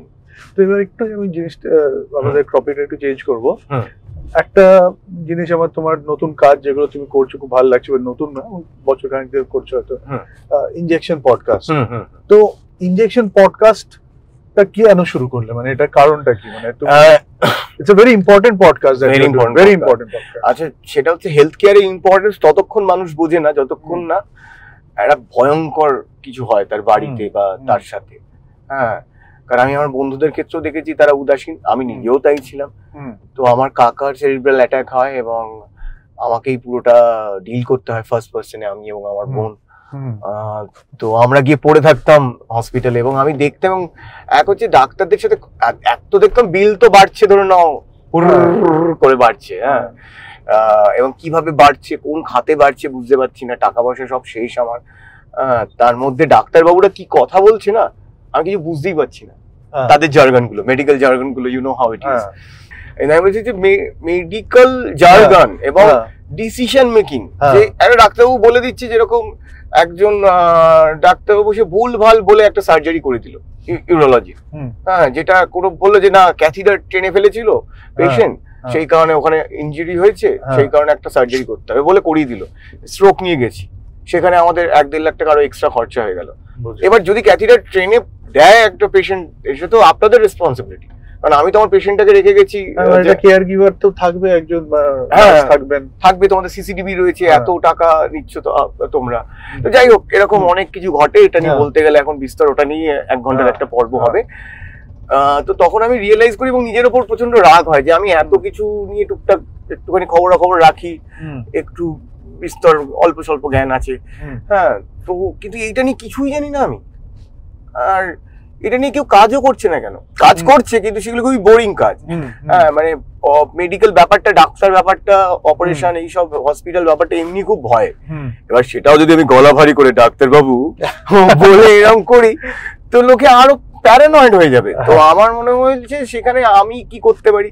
তখন আমার যে পার্টনার, আমার যে বন্ধু, দাদা কুশলদা, ডক্টর কুশল নারায়ণ চক্রবর্তী, একদিন তার ক্লিনিকে গেছিলাম আমি এমনি দাঁত দেখানোর জন্য। তো হঠাৎ করে এমনি আমরা আড্ডা মারতে মারতে কুশলদা বললেন যে, তখন আমি না আমার বাড়ি যেহেতু নার্সিং হোম হয়ে গেছিল, তখন আমি একটু বাইরে বাইরে থাকতাম। আমার একটা দাদার, অসীম দা, তার একটা স্টুডিও রয়েছে, পেন্টিং স্টুডিও, সেখানে কিছুদিন। আর এক আমার ভাই ছিল, যেতে পারি, আমার ভাই ছিল, ওই ওর ম্যানেজার, ও মাঝে মাঝে আমাকে থাকতে দিত, বা আরো বন্ধু বান্ধবের বাড়িতে ঘুরে ঘুরে ঘুরে ঘুরে এরকম ভাবে থাকতাম। তো তখন আমি ভাবছিলাম যে কি করা যায়, মাথায় চলছে যে এই medical sector, health care sector নিয়ে আমরা কি করতে পারি, আমি কি করতে পারি করে। তখন বলে কিছু করা যায়। তখন হঠাৎ করে সাডেনলি, ওই বললাম না আমার কিছুই প্ল্যানিং হয় না, তো উনি বলেন চলো না কিছু করি একটা একসাথে। আমি বলে পডকাস্ট করবে? হঠাৎ করে বেরিয়েছে, মানে এই নয় যে আমি খুব প্ল্যান করেছি কেন। তখন বললে হ্যাঁ করতে পারি। আমি সিরিয়াস বলছি। কিন্তু কুশল দাও তো, যেহেতু উনি ডাক্তারবাবু, ওনার তো এই ব্যাপারে ক্যামেরা লাগে, এই লাগে, ওই লাগে, মাইক লাগে, জ্ঞান, মানে ওই ব্যাপার স্বভাবতই আমাকে ওনার ডোমেন বললে আমি কিছুই জানি না। তো বলে হ্যাঁ চলো করি, আমি করবো। উনি পুরোপুরি আমাকে ভরসা করেছেন এবং একটাও প্রশ্ন করেননি। আমি চার শুট করি, এই করি, তারপর তো পুরো ব্র্যান্ডটাকে ডিজাইন করা, টাইটেল ডিজাইন করা, এগুলো পুরোটা করলাম আমি। করে তারপর আমরা প্রথম একদিন শুট করলাম একটা ক্যাফেতে। সেদিনকে কুশলদা বলছে এই এত কিছু লাগে নাকি শুটিং এ, এত ক্যামেরা, এত আলো, এত মাইক, এইসব এত কিছু। হ্যাঁ, তারপর ক্যাফেতে শুট করে আমি খুবই ডিপ্রেসড হয়ে গেলাম প্রথম দুটো এপিসোড শুট করে। আমি দেখলাম ফাক it's looking like any other podcast. মানে পডকাস্টের যে স্টিরিওটাইপ গুলো রয়েছে না, একটু নিভু নিভু আলো হবে, পেছনে একটা ইনডোর প্লান্ট আছে, একটা বুদ্ধ মূর্তি, একটা বইয়ের র্যাক, হ্যাঁ দেখছি ওরকমই দেখতে লাগছে। আর আমি বললাম কনভেনশনালি লোকে যেটা করে সেটা আমার করতে ইচ্ছে করে না, শুরু থেকে তোমায় বললাম। হ্যাঁ বলছি দেখতেও তো আর 5টা পডকাস্টের মতো এটাকে লাগছে। হ্যাঁ সেই ক্যাফে আমি এটা করতেই চাই না, আমি কি করা যায় বললাম, তুমি বলো আমাকে কিছু একটা বলো। মানে কোনো ক্লিনিকে করতে চাই যারা দেখতে ওটাকে দেখলেই লোকে বুঝতে পারে যে এটা হেলথ কেয়ারের উপর। তখন নাম বলছি না, একটি সরকারি হসপিটালের সুপার আমাদের খুব ভালোবাসতেন, মানে আমাকে বলতে কুশলদার খুব পরিচিত ছিলেন। তিনি বললেন যে আমাদের হসপিটালে তো একটা জায়গা আছে কনফারেন্স রুম, তো সেইখানটায় তোমরা করতে পারো চাই। আমরা হ্যাঁ হ্যাঁ চলো বলে গেলাম। তো একটা জায়গা একটু পরিষ্কার টরিষ্কার করে দেওয়া হলো। তারপর আমরা চেয়ার আনতে গেছি, তখন দেখি কতগুলো হুইল চেয়ার এমনি পড়ে আছে, ওটাকে সরিয়ে দেওয়া হচ্ছে আর একটা চেয়ার আনাবো। এক মিনিট এই হুইল চেয়ারটা রাখলে কেমন হয় ওখানে, এটা প্ল্যানিং নেই আমার। আমি বললাম ওটা খুব ভালো লাগে আমার। হ্যাঁ ওটা ডিফারেন্সিয়েটেড হয়েছে, কিন্তু কিছু আমি প্ল্যান করিনি যে আমি খুব ভেবে করেছি তা নয়, তাহলে এখান থেকে করে নিতে পারি। তো আমি বলছি তাহলে হুইল চেয়ারটা রাখা হোক এখানে। হ্যাঁ হুইল চেয়ারে বসে বসে ইন্টারভিউ হবে, যে ডাক্তারবাবু পেশেন্টের পজিশনে বসে উত্তর দিক, যে ডাক্তারবাবুর একটু ফিল করা উচিত যে পেশেন্টদের কিরকম লাগে হুইল চেয়ারে বসে। তো তারপরে হুইল চেয়ারটা হয়, এবার ওইটা আইকনিক হয়ে যায়। এখন তো হুইল চেয়ারে না বসালে কাউকে, অনেক সময় আউটডোরে আমরা করেছি, এই ডাক্তারবাবুকে আপনি হুইল চেয়ারে বসালেন না, হুইল চেয়ারটা কোথায় গেল, এরকম হয়ে গেছে। ওই হুইল চেয়ারটা ব্যাপারটা এতটা আইকনিক হয়ে গেছে। ফলে এখন পডকাস্ট তো সবাই করছে, এখন বিভিন্ন জায়গায় বিভিন্ন লোকে পডকাস্ট করছে, কিন্তু আমাদের পডকাস্টে কিন্তু লোকে দেখলেই আইডেন্টিফাই করতে পারবে, সবার থেকে আলাদা। আর যেটা হচ্ছে দেখো লুক থেকে শুরু করে টপিক থেকে শুরু করে কি, যখন তুমি টপিক একটা খুব সিরিয়াস টপিককে খুব সিম্পল ভাবে উইথ হিউমার বোঝাও, তাহলে না মানুষ তার সাথে অ্যাটাচ হয়। মানে এমনিতেই মেডিকেল কেউ তো আর চায় না মানে হসপিটালে যেতে, hospital is the last place you want to go. Nobody should go. কিন্তু এই যে preventive perspective of health care, right, এইটা তখনই তুমি লোকের মানে লোকে অ্যাকসেপ্ট করবে যখন তার মধ্যে তুমি সেটাকে সহজ ভাবে একটু হিউমার দিয়ে একদম একদম একদম একদম তাহলে ভয় দেখবে না। তুমি একদম ঠিক কথা বলেছো। আর আজকে অনেক সময় রেডিও শুনতে দেখবে বিজ্ঞাপন হয় যে এমন মনে হচ্ছে হার্টের দেশে এই হসপিটালে হার্ট অ্যাটাক হচ্ছে, মনে হচ্ছে যে আমার এক্ষুনি হার্ট অ্যাটাক হয়ে যাবে, আমি গাড়িটা নিয়ে চলে যাই। বিজ্ঞাপনে শুনে হার্ট অ্যাটাক হবে, ওটা থেকে ওরা ক্লায়েন্ট পাবে, পেশেন্ট বলে না, ওরা ক্লায়েন্ট হিসেবেই দেখে private nursing home, private hospital গুলো। না ওটা খুব মানে ভেরি ভেরি, আর আমি চেয়েছিলাম ওটা যে মানুষকে একটু সহজে বোঝাতে। আর আমি দেখেছি কি বাঙালি পরিবারে সব বাড়িতে 2-3টে করে ডাক্তার তো থাকি। এবার এই ডাক্তারিটা খুব ভয়াবহ, আমি আমার বাড়িতেও দেখেছি।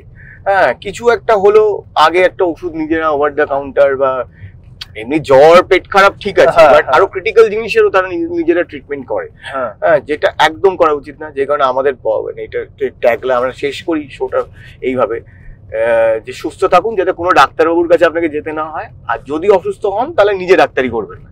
হ্যাঁ তো এই অ্যাওয়ারনেসটা মানুষের মধ্যে ছড়িয়ে দেওয়া, যে আমি যেই জায়গাটা দাঁড়িয়েছিলাম সেই জায়গায় যেন কাউকে না দাঁড়াতে হয়, কারণ শরীর স্বাস্থ্য তো, এবং বাতাসে যা দূষণ মানুষকে যেতে হতেই পারে, কিন্তু গেলে যেন ডিসিশন মেকিং এ আমাদের পডকাস্টটা দেখলে একটা জিনিসই সে হেল্প পেতে পারে, সে ডিসিশন মেকিংটা ঠিকঠাক করতে পারবে।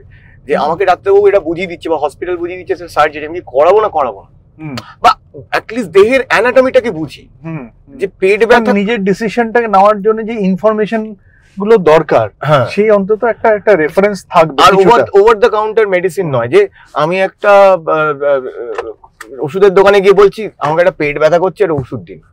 একটা পেটের মধ্যে কত কি থাকে, একটা পেট ব্যথা মানে কি, মানে পেট ব্যথার ওষুধ বলে কিছু হয় নাকি?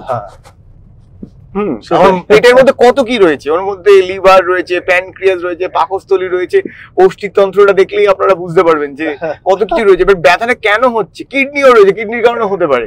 হ্যাঁ তো বা মাথা ব্যথা করছে, মাথা ব্যথা কেন করছে, মাথা ব্যথার ওষুধ দিন, সাইডন খেয়ে নিলাম বা ওরকম কিছু একটা খেয়ে নিলাম, কিন্তু মাথা ব্যথার কারণ কি, কি কারণ, মাথার মধ্যে কি রয়েছে, মাথাটা তো লোকে জানেই না। তো আমি ভাবছি যে এই মানুষ নিজের বডিকে, দেহকে বুঝুক, সাইন্টিফিক্যালি বুঝুক, ইগনোর না করে। সবচেয়ে ভালো তো ফিটনেস। এর তো আমি তো যত ডাক্তারবাবুর সাথে কথা বলেছি তারা দুটো জিনিসই বলেছে, যে ওই যাতে ওই অবধি যেতেই না হয়, আমি তো বলবো যে ফার্স্ট দুটো জিনিস, এক হচ্ছে খাওয়া দাওয়ার প্রতি কন্ট্রোল, লাইফস্টাইলের প্রতি কন্ট্রোল, আর অফকোর্স ওয়ার্কআউটের কোনো অপশন নেই, মানে ব্যায়াম বা exercise can't be optional, it's a compulsory staff. মানে এখনকার দিনে, কারণ আগেকার দিনে কি হতো যে আগেকার দিনে মানুষের জীবনযাপনটাই মানে জিম ছিল, মানে দাদু 5 ক্রোশ পথ হেঁটে সাইকেল চালিয়ে যাচ্ছে, বা খাবারের জন্য শিকারে মানুষ দৌড়চ্ছে, বা কাঠ কাটছে, রান্না করছে, এই যে মানুষের যে কসরত গুলো ছিল, এবার আমাদের তো সবাই ডেস্ক জবে চলে এসেছি, এবার সেডেন্টারি লাইফস্টাইল হয়ে গেছে সবাই, বসে কাজ।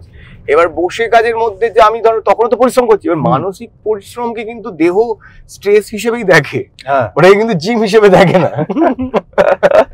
এই যে তুমি ধরো 8 ঘন্টা ধরে ল্যাপটপে কাজ করছো, ওটা তোমার মানসিক পরিশ্রম, কিন্তু দেহ কিন্তু এটাকে স্ট্রেস দেখছে, দেহ কিন্তু এটাকে দেখছে না যে আরে আমার বডির জন্য কিছু করছে। তো সেইটা আমার মনে হয় যে ওটা কোনোভাবেই অপশনাল নয়, সবাই একটুখানি অ্যাটলিস্ট কিছু না হোক 15 মিনিট শরীর চর্চায় দিক। না, খুব ভালো ইনিশিয়েটিভ, এটা ওয়েল ডান।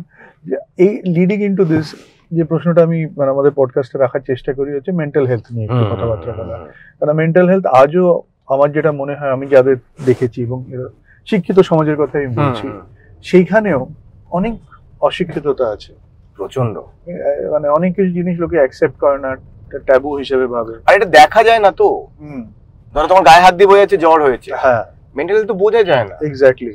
তো মেন্টাল হেলথে ধরো যে তুমি কখনো ফেস করেছো, মানে তোমার প্রফেশনাল লাইফ, যে তুমি যে প্রফেশনে আছো, ঠিক আছে, এখানে তো অনেক কিছু একটা আনসার্টেনিটির ব্যাপার আছে, সেই আনসার্টেনিটি থেকে হয়তো মানুষের নিজের মতো করে স্ট্রেস হতে পারে, বা অনেক কিছু হতে পারে ভাবনা চিন্তা। তো কখন এরকম মনে হয়েছে যে মানে তো একটা ডিপ্রেসিভ লাগছে, ধরো যে তুমি যে 1.5-2 বছরে যেখানে পৌঁছাতে চেয়েছিলে, বা যে রোল গুলো চেয়েছিলে, বা যে ব্র্যান্ডটা নিজের জন্য আইডেন্টিফাই করেছিলে, তো সেই পার্সপেক্টিভ থেকে কখনো এরকম হয়েছে যে you felt depressed, you felt mentally unwell? দুটো জায়গা রয়েছে, ঠিক আছে, এটা একটু মেন্টাল হেলথকে বুঝতে গেলে দুটো জিনিস বুঝতে হবে। একটা, আমরা ডিপ্রেশন কথাটা না খুব সহজে ব্যবহার করি, বাট ডিপ্রেশন কিন্তু অত সহজে ব্যবহার করার জিনিস নয়। এটা একদমই একটা সায়েন্টিফিক, মেডিকেল এবং ক্লিনিক্যাল প্রবলেম। যে আমার আজকে একটা ভিডিও বানালাম অনেক খাটনি করে, বা ইনজেকশন পডকাস্ট এই ইনিশিয়েটিভটা আমি নিলাম অনেক খেটে খুঁটে, সেটা হলো না, চলে গেল, মানে ওয়ার্ক করলো না, আমি বলি যে আমি খুব ডিপ্রেসড, এটা এমনি একটা মন খারাপ হয়েছে, যেটা আমাদের মন আছে, মানে খারাপ হয়নি এরকম কোনো মানুষ হতে পারে না। যেরকম প্রচুর আনন্দ হবে, সেরকম প্রচুর দুঃখও হবে মানুষের জীবনে। কিন্তু এই যে ডিপ্রেশন ওয়ার্ডটা, এটা কিন্তু একটা অসুখ, সচরাচর ব্যবহার করে ফেলি। ধরো একটা, ওই বললাম যে একটা ভিডিওতে ভিউ হয়নি, আমি বললাম ভাই খুব ডিপ্রেসড, বা আজকে ধরো পরীক্ষায় রেজাল্ট খারাপ হয়েছে, ভাই খুব ডিপ্রেসড। ডিপ্রেশন কিন্তু অত সহজে ব্যবহার করার মতো শব্দ নয়। এবার আসি আমার প্রসঙ্গে। এক্সপেকটেশন আমার জীবনে খুবই কম, কারণ এই যে তুমি বললে না যে এইটা করতে চেয়েছো হয়নি বলে তোমার মন খারাপ হয়েছে, আমার হয়নি তার কারণই, মানে মন খারাপ হয়েছে, একেবারে মিথ্যে কথা বলা হবে, মন খারাপ হয়নি বা এখনো আমার মন খারাপ হয় না বিভিন্ন ক্ষেত্রে, তা নয়। কিন্তু আমি না মনে করি আমি যেখান থেকে বিলং করেছি, বা ছোটবেলা থেকে যেভাবে বড় হয়েছি, আমি অনেক বেশি কিছু পেয়েছি লাইফ। আজ অব্দি যা আমি পেয়েছি, আমি তো বলছি তো, আমাকে রেডিও জকি হিসেবে লোকে চিনছে, বা আমি এতগুলো কাজ পেয়েছি, এরকম কিছু চরিত্র পেয়েছি। কত অভিনেতা রয়েছে যে ধরো এত বছর অভিনয় করে যাচ্ছে, কোনোদিন কাউকে তাকে একটা ভালো চরিত্র দেওয়া হয়নি, আমি তো অ্যাটলিস্ট 2টো পেয়েছি বা 3টে পেয়েছি, আমি কথার কথা বলছি, সেটা আমার কাছে অনেকটা বড় পাওয়াবো। আমার মনে হয় এক্সপেকটেশন না মানুষকে প্রচন্ড হার্ট করে। কারণ আমরা এক্সপেক্টই করি যে আমি এইটা দেখি না পিছন ফিরে, যে আমি যেখান থেকে এসছি আর আমি আজকে যেই জায়গায় দাঁড়িয়ে রয়েছি, আমি কতটা বেশি পেয়েছি। সত্যি কথা বলতে, আমার 360 ডিগ্রিতে কোনো আর্টিস্ট নেই, বা এই সিনেমা ইন্ডাস্ট্রি বা রেডিও কোথাও কাজ করে এরকম কোনো মানুষ আছে। সেখান থেকে আজকে আমি যেখানে যাই, যেটুকুনি পেয়েছি, আমি মনে করি অনেকটাই পেয়েছি। আর আমার জীবনে একটা মোটিভ রয়েছে, আমি মুভ অন করতে খুব ফাস্ট পারি। মানে আমার ধরে একটা মিউজিক ভিডিও ধরো 200 কোটি ভাইরাল হয়ে যাচ্ছে, ওই আনন্দটাও আমার কাছে বেশিক্ষণ স্টে করে না। আমি মনে হয় নেক্সট কাজটা কি করবো। আর ধরুন আমি এটা প্রচুর খেটে খুঁটে একটা কাজ করলাম, সেই কাজটা দেখলোই না কেউ, ফ্ল্যাশড, মানে সেখানেও যে মন খারাপটা হয়, সেটার থেকে মনে হয় পরের কাজটা কি করবো, রাদার দেন অ্যাচিভিং সামথিং। আমার কন্টিনিউয়াস করে যাওয়াটাকে, মানে এই যে আমি আমি ডেস্টিনেশনে বিশ্বাসই করি না, আমি জার্নিতে বিশ্বাস করি। কারণ আমার মনে হয় যে art is not a destination, art is a journey. কারণ যতদিন তুমি বেঁচে আছো, যদি নিজেকে আর্টিস্ট বলে থাকো, তোমাকে আর্ট প্র্যাকটিস করে যেতে হবে। মানে তুমি প্র্যাকটিসটাই হচ্ছে তোমার জীবন। এবার ওই প্র্যাকটিসের মধ্যে থেকে কিছু ভালো জিনিস বেরোবে যেটা তোমার প্রচন্ড আনন্দ দেবে, প্রচুর অ্যাপ্রিসিয়েশন পাবে। ওই প্র্যাকটিসের মধ্যে থেকে কিছু খারাপ জিনিস, মিডিওকার জিনিস বেরোবে যেটা লোককে গালাগালি দেবে, অথবা মিডিওকার জিনিস যেটা অনেক ভিউজ হয়ে যাবে। তো আমার এই জার্নিটাই খুব ভালো লাগে। আমার মনে হয় না যে আর আমি একটা অ্যাচিভমেন্ট করেই আমি যদি নিজেকে ভেবে নিই হনু, তাহলে তো তুমি ওখানেই শেষ করে দিলে, দাগটা টেনে দিলে। তো আমার এইটা হচ্ছে আমার ভেরি ইম্পর্টেন্ট, ভালো বললে তুমি। কারণ এইটার থেকেই আমার মনে হয় বিল্ড হয়। তুমি আর আমি ঘুরতে বেরোছি, কোথায় যাবো জানি না, এবার দেখো কখন একটা চায়ের দোকানে, অত প্ল্যান করেও করি না, কিন্তু আমার মনে হয় এই জার্নিটার মজা নেওয়াটাই। আর আর্ট কোথায় আটকালাম, কোথায় বাঁ দিক যাবো ডান দিক যাবো, এইটাই তো আর আর্ট প্র্যাকটিস যে কোনো আর্টিস্টের জীবনে দেবে, ভালো কাজ খারাপ কাজ মিলিয়ে মিশিয়ে রয়েছে। এবার লোকে কি হয় যে একটা সময় মানে কিছু একটা অ্যাচিভ করার পর প্র্যাকটিসটা ছেড়ে দেয়। আমার মনে হয় তখনই মানুষের মনে হয় যে আচ্ছা আমি এটা অ্যাচিভ করেছি, তাহলে এরপরে নেক্সট লেভেল অ্যাচিভ করবো। তারপর এবার তখন মানুষের এক্সপেকটেশন গুলো বড় হতে থাকে, এবং যখনই সে পায় না তখন প্রচন্ড দুঃখ পেতে থাকে। তো আমার ওই এখন এমন একটা স্টেট অফ মাইন্ডে আমি রয়েছি যে যেখানে আমার দুঃখ আর আনন্দ দুটো খুবই একই জায়গায় লাগে। মানে দুটোই খুবই ক্ষণস্থায়ী আমার জীবনে। আর আমার মনে হয় যে লাইফটা বাঁচা খুব জরুরি, জানো তো। আমাদের এখন জীবনে যেভাবে লাইফকে দেখানো হচ্ছে, এই সোশ্যাল মিডিয়ার মাধ্যমে যেভাবে বাঁচতে বলা হচ্ছে, একটা বস্তুবাদের মাধ্যমে, যে তোমার একটা আইফোন লাগবে, গাড়ি লাগবে, তোমার এরকম দেখতে হতে হবে, তোমাকে এরকম মেকআপ, তোমার এরকম হলিডে, এই যে ম্যাটেরিয়ালিস্টিক একটা জীবন তোমার চারিদিকে, তোমাকে বিজ্ঞাপনের মাধ্যমে তোমাকে ফিড করা হচ্ছে, সেটা আমার মনে হয় একটা সিরিয়াস দুঃখের বা ডিপ্রেশনের, মেন্টাল হেলথ নিয়ে যে এত আমরা কথা বলছি, সেটা একটা বড় কারণ। কারণ তো মানুষ বাঁচছেই না, তো মানুষ তো এই বৃষ্টি দেখার আনন্দ করছে না, হাওয়া খাওয়ার এইগুলো থেকেই তো আমরা এসছি। গাড়ি তো আমাদের জীবনে পরে এসছে, তাও তো লোকে বলেছে যে গাড়ি, আইফোন তো পরে এসছে। আর আমি নিড আর লাক্সারির তফাৎ বুঝি। আমার খাওয়া দরকার, আমার বড় রেস্টুরেন্টে খাওয়া দরকার নেই, খাওয়াটাই আমার দরকার, সেটা আমাকে একটা বেসিক খাবার হলে হয়ে যাবে। আর এই যে আনন্দ, আমি বলছি যে আনন্দ চারিদিকে রয়েছে, এই যে জীবন বাঁচার আনন্দ, এটার মধ্যে এই যে বন্ধুদের সাথে একটু বাজে যোগ করলাম, এই করলাম, পেছনে লাগলাম, দুষ্টুমি হচ্ছে, সেই আনন্দ। এই যে একটু বৃষ্টিতে তোমার সাথে আজকে সকালে বেরিয়ে পড়লাম, এই আনন্দ। তারপর একটু একটু একটু শীতকালে রোদ পোয়ালাম, পিকনিকে গেলাম, এই বন্ধুর আমার বাড়ির গাছে পেয়ারা হয়েছে এখন খুব সুন্দর, পেয়ারা পেড়ে খাচ্ছি, এই যে আনন্দগুলো, মানে যেগুলো একদম মনের আনন্দ, সেইটা কোথাও গিয়ে মানুষ নিজের মনকে শার্ট করে দিয়েছে। এবং যেই আনন্দগুলো বিজ্ঞাপনের মাধ্যমে আমাদেরকে ফিড করা হচ্ছে, সোশ্যাল মিডিয়ার মাধ্যমে, সেইগুলোকে আমরা জীবনে সবচেয়ে বেশি গুরুত্বপূর্ণ জিনিস হিসেবে দেখেছি। সেইটা আমার মনে হয় একটা কষ্টের কারণ। তো যখন প্রথম অটোগ্রাফ দিয়েছো কেমন লেগেছিল? ভালোই লেগেছিল। আমার একটু মনে ছিল যে কি লিখবো, অনেকে তো অনেক কিছু লিখে, কোন সইটা করবো, ব্যাংকেটটা নাকি আলাদা, তারপর দেখলাম ব্যাংকেটটা করা যাবে না, তখন আমি অন্য সই বানালাম, অটোগ্রাফে আমি এই সইটা করবো, ব্যাংকেটটা আলাদা। তো এই যে ধরো যে একটা পরিচিতি হলো তোমার, যেটা হয়তো একটা সবারই তো মনে একটা ইচ্ছে থাকে যে যখন আমি যে কোনো কাজ করব আমাকে মানুষ চিনুক, তো সেইটা তোমার মাথায় অনেকের আমি দেখেছি আর খুব নার্সিসিস্টিক হয়ে যায় যে আমি এই তার ভাব এই। How do you protect yourself from not doing that? আমি তো মালটাই ওটা নই, বলে আমার ওটা হবেই না। কারণ আমি খুব ভয় ভয় তোমায় ফোন করছিলাম শ্রাবণ থেকে, যখন বলেছিলাম যে শ্রাবণ থেকে বলে তুমি সায়নের সাথে কথা বলো, বিরাট বড় মানুষ, আমি আমি একেবারে ডান দিকে চলে গেলাম, ডান দিকে চলো, তো আমার সম্বন্ধে ফোন করবো, মানে ঠিক আছে, আরে না আমি করে দিই, সবচেয়ে তারপর ফোন করে বললাম যে আমার খুব ভালো লেগেছে তোমার সাথে প্রথম কথা বলে, যে এত মানে গ্রাউন্ডেড আমি আজকাল খুব কলকাতাতে আমি কমই দেখছি, খুব কম মানুষকেই দেখি এরকম। না গো, এইটা না, এই মানে এই জন্য আমি বলি, কারণ আমার একটা স্টুডিও চালাই, আমি প্রোডাকশন কোম্পানি আছে, তো আমাদের অফিসে আসে যতুর পার্কে, একদিন এসো, তো ভালো লাগবে। তো আমি এবং দুজন SRFT এর প্রোডাকশন নিয়ে ওনারা পাস করেছে, তো অনেকে আসে, তো দেখি আর কি, মানে তো মানে যাদের আমি হয়তো স্ক্রিনে দেখেছি এবং দেখি আর কি, আমি কথা বলি না অত তো ওখানে, বাট দেখি অবজার্ভ করি, তো মনে হয় যে এদের গিয়ে হ্যালো বললে মুশকিল, মানে ওনারা হয়তো ভাল লাগবে না। আমি না সময়টা এমন একটা জায়গায় এসে গেছে না, যে জিনিসগুলো করা উচিত, যে জিনিসগুলো হওয়া উচিত, যে জিনিসগুলো করা উচিত ওইগুলো করলে লোকে মহান ভাবে। মানে গ্রাউন্ডেডই তো মানুষের থাকা উচিত, এইটা এখন করলে লোকে আমাকে মহান ভাবছে। মানুষ অনেস্টই তো হওয়া উচিত, এখন অনেস্ট হলে লোকে অহংকারী হয়ে যায়, আমার মতন অনেস্ট আদর্শবান জীবন যাপন করে, আরে ওটাই তো হওয়া উচিত মানুষের। আদর্শবানের আমার কি আছে? তো আদর্শবাণী তো একটা মানুষের হওয়া উচিত, সেটাই আমরা শিখেছি। চলো চা খাবে? হ্যাঁ চা খাই। তো চা খাওয়ার আগে অলমোস্ট টুয়ার্ডস দ্য এন্ড, যে লাস্ট কোশ্চেন যেটা আমার আছে তোমার কাছে, না আমি ওই একটা জিনিস ছোট্ট ধরে দিই, এই প্রসঙ্গে একটু ছোট্ট ধরে তুমি কেটে নিও।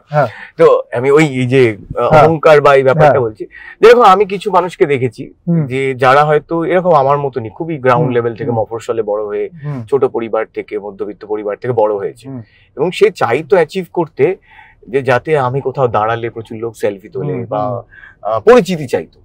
এবার পরিচিতির তো কিছু বিড়ম্বনা রয়েছে। এবার তারপর সে যখন পরিচিতিটা পেলো, যখন তার ফ্যানরা ছুটে আসছে তার কাছে গিয়ে সেলফি তুলতে যাচ্ছে, তখন সে নাক ছিটকাচ্ছে, বাউন্সার দিয়ে সরাচ্ছে।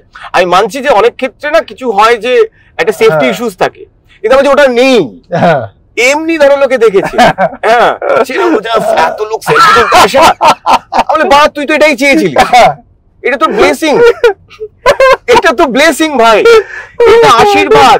এটা যেদিন তোর পাশে থাকবে না 5টা 10টা লোক, 15টা লোক ছুটে আসছে না, ভালোবেসে তোর সাথে সায়নদা বলে হোক, এক্সদা বলে হোক, দিদি বলে হোক আসছে না, সেদিন তো তোকে 5টা লোক পুজবে না, কোনো ডিরেক্টর কাস্ট করবে না, তুই এত বেশি টাকা কোট করতে পারবি না, তোর গাড়ি থাকবে না, বাড়ি থাকবে না। এই মানুষগুলোর জন্য তুই আজকে এটা হয়েছিস, আর সেই মানুষগুলো সেলফি তুলতে আসছে বলে তুই নাক ছিটকাচ্ছিস, এটা কি কথা? আরে তুই যে আজকে যেটা সেটা তারাই বানিয়েছে। আমি তো যেরকম, আমি তো কোনো আমার দাদা তোমার বডিগার্ড, আমাকে অনেক ভুলভাল ধারণা যায় বডিগার্ড নিয়ে, তুমি যেরকম ভাবতে সিরিয়াস লোক বা ওরকম কিছু, আজকে তোমার নিশ্চয়ই ধারণাটা ভেঙে গেছে, তো আমি চুরমারি হয়ে গেছে। তো আমি ভাবি যে ভাই বডিগার্ড হতে বডি থাকতে হতো, গার্ড করার জন্য। বডিগার্ড এসে পাবে কি, যে বডি তো তো সেটাই আমার মনে হয় যে এই যে যারাই আমরা করি, যে আমার মনে হয় যে এই যে আমি এই সময়টাই এরকম একটা অদ্ভুত, যে যেইগুলো ধর নর্মালি একটা মানুষের হওয়া উচিত, সেইগুলো করলে লোকে মহান ভাবে। Right right, fantastic. আমরা মানে খুব ভালো লাগলো তোমার সাথে কথা বলে, আড্ডা মেরে। এত কোনোদিন এত একটা পডকাস্টে আমি এত আসিনি। I really enjoyed thoroughly. But the last question I have for you before we end is, তোমার কাছে মানে আমি সবাইকে জিজ্ঞেস করি আর কি, আমার নিজের জানার জন্য এবং ভ্যালিডেশনের জন্য, হচ্ছে যে is success happiness to you or happiness success to you? Happiness is success to me. আমি সত্যি বলছি, আমি আনন্দই করতে চাইছি জীবনে। আমার জীবনে অত আমি অ্যাম্বিশিয়াস নই যে এই করতে হবে, এই করতে হবে, এই করতে হবে। আমি ভেবেছি যে ফার্স্ট আমার মেন্টাল পিস আমার প্রায়োরিটি, সবার আগে। তার জন্য বিশ্বাস করো জীবনে আমি আরো অনেক টাকা করতে পারতাম, আমি আরো অনেক মেইন স্ট্রিমের কাজ করতে পারতাম।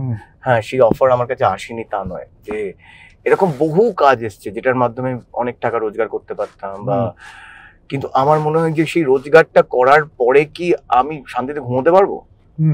সো আমি ঘুমোতে ভালোবাসি। তো আমার কাছে একদমই আমি সাকসেস ওইভাবে দেখিও না। আর সাকসেস বলতে মানুষ যেগুলোকে বোঝে, যে কিছুক্ষণ আগেই যেটা আমরা আলোচনা করছিলাম, আমার মনে হয় যে আমি তখনই সাকসেসফুল হব যখন আমি সব সময় দাঁত কেলিয়ে বাঁচতে পারবো, আনন্দ করতে পারবো, এই জীবনটা বাঁচতে পারবো, বন্ধু বান্ধবের সাথে, আমার প্রিয় মানুষগুলোর সাথে, এই যে ঘুরতে বেরোতে পারবো। হ্যাঁ, যখন খুশি পাহাড়ে চলে যেতে পারবো, যখন খুশি রাস্তায় নেমে ফুচকা খেতে পারবো, এই যে আনন্দগুলো আমার জীবনে রয়েছে, যেগুলো আমি অ্যাকচুয়ালি খুব ছোট ছোট জিনিসে আনন্দ পাই। মানে আমাকে খুশি করার জন্য খুব বেশি এফর্ট দিতে হয় না মানুষকে। যারা আমার খুব কাছের লোক তারা জানে যে আমি খুব খুব ছোটখাটো জিনিস, এই যে আজকে তোমার সাথে বেরিয়েছি না, আমার যে কি আনন্দ হচ্ছে তুমি ভাবতে পারছো। এই যে পুরো বৃষ্টি মিলিয়ে আজকে আগে ভেবেছিলাম তোমার সাথে এমনি হবে, কিন্তু ওয়েদার, এই ড্রাইভটা মিলে এমন হয়ে গেল, আমার পুরো আজকের দিনটা খুশি হয়ে গেল। তো আমার মনে হয় আমার মতো সাকসেসফুল আজকে এই রোববার সকালে আর কেউ নেই। Thank you so much Shayan, thank you, খুব ভালো লাগলো। আরো বড় হও, আরো খুশি থ্যাংক থাকো, you, thank you, and may God bless you with all the happiness. Thank you so much. আর যারা রয়েছে তাদেরকেও বলবো আনন্দে থাকো, ফুর্তি করো, খিস্তি মারো, এই না মানে ফুর্তি করো।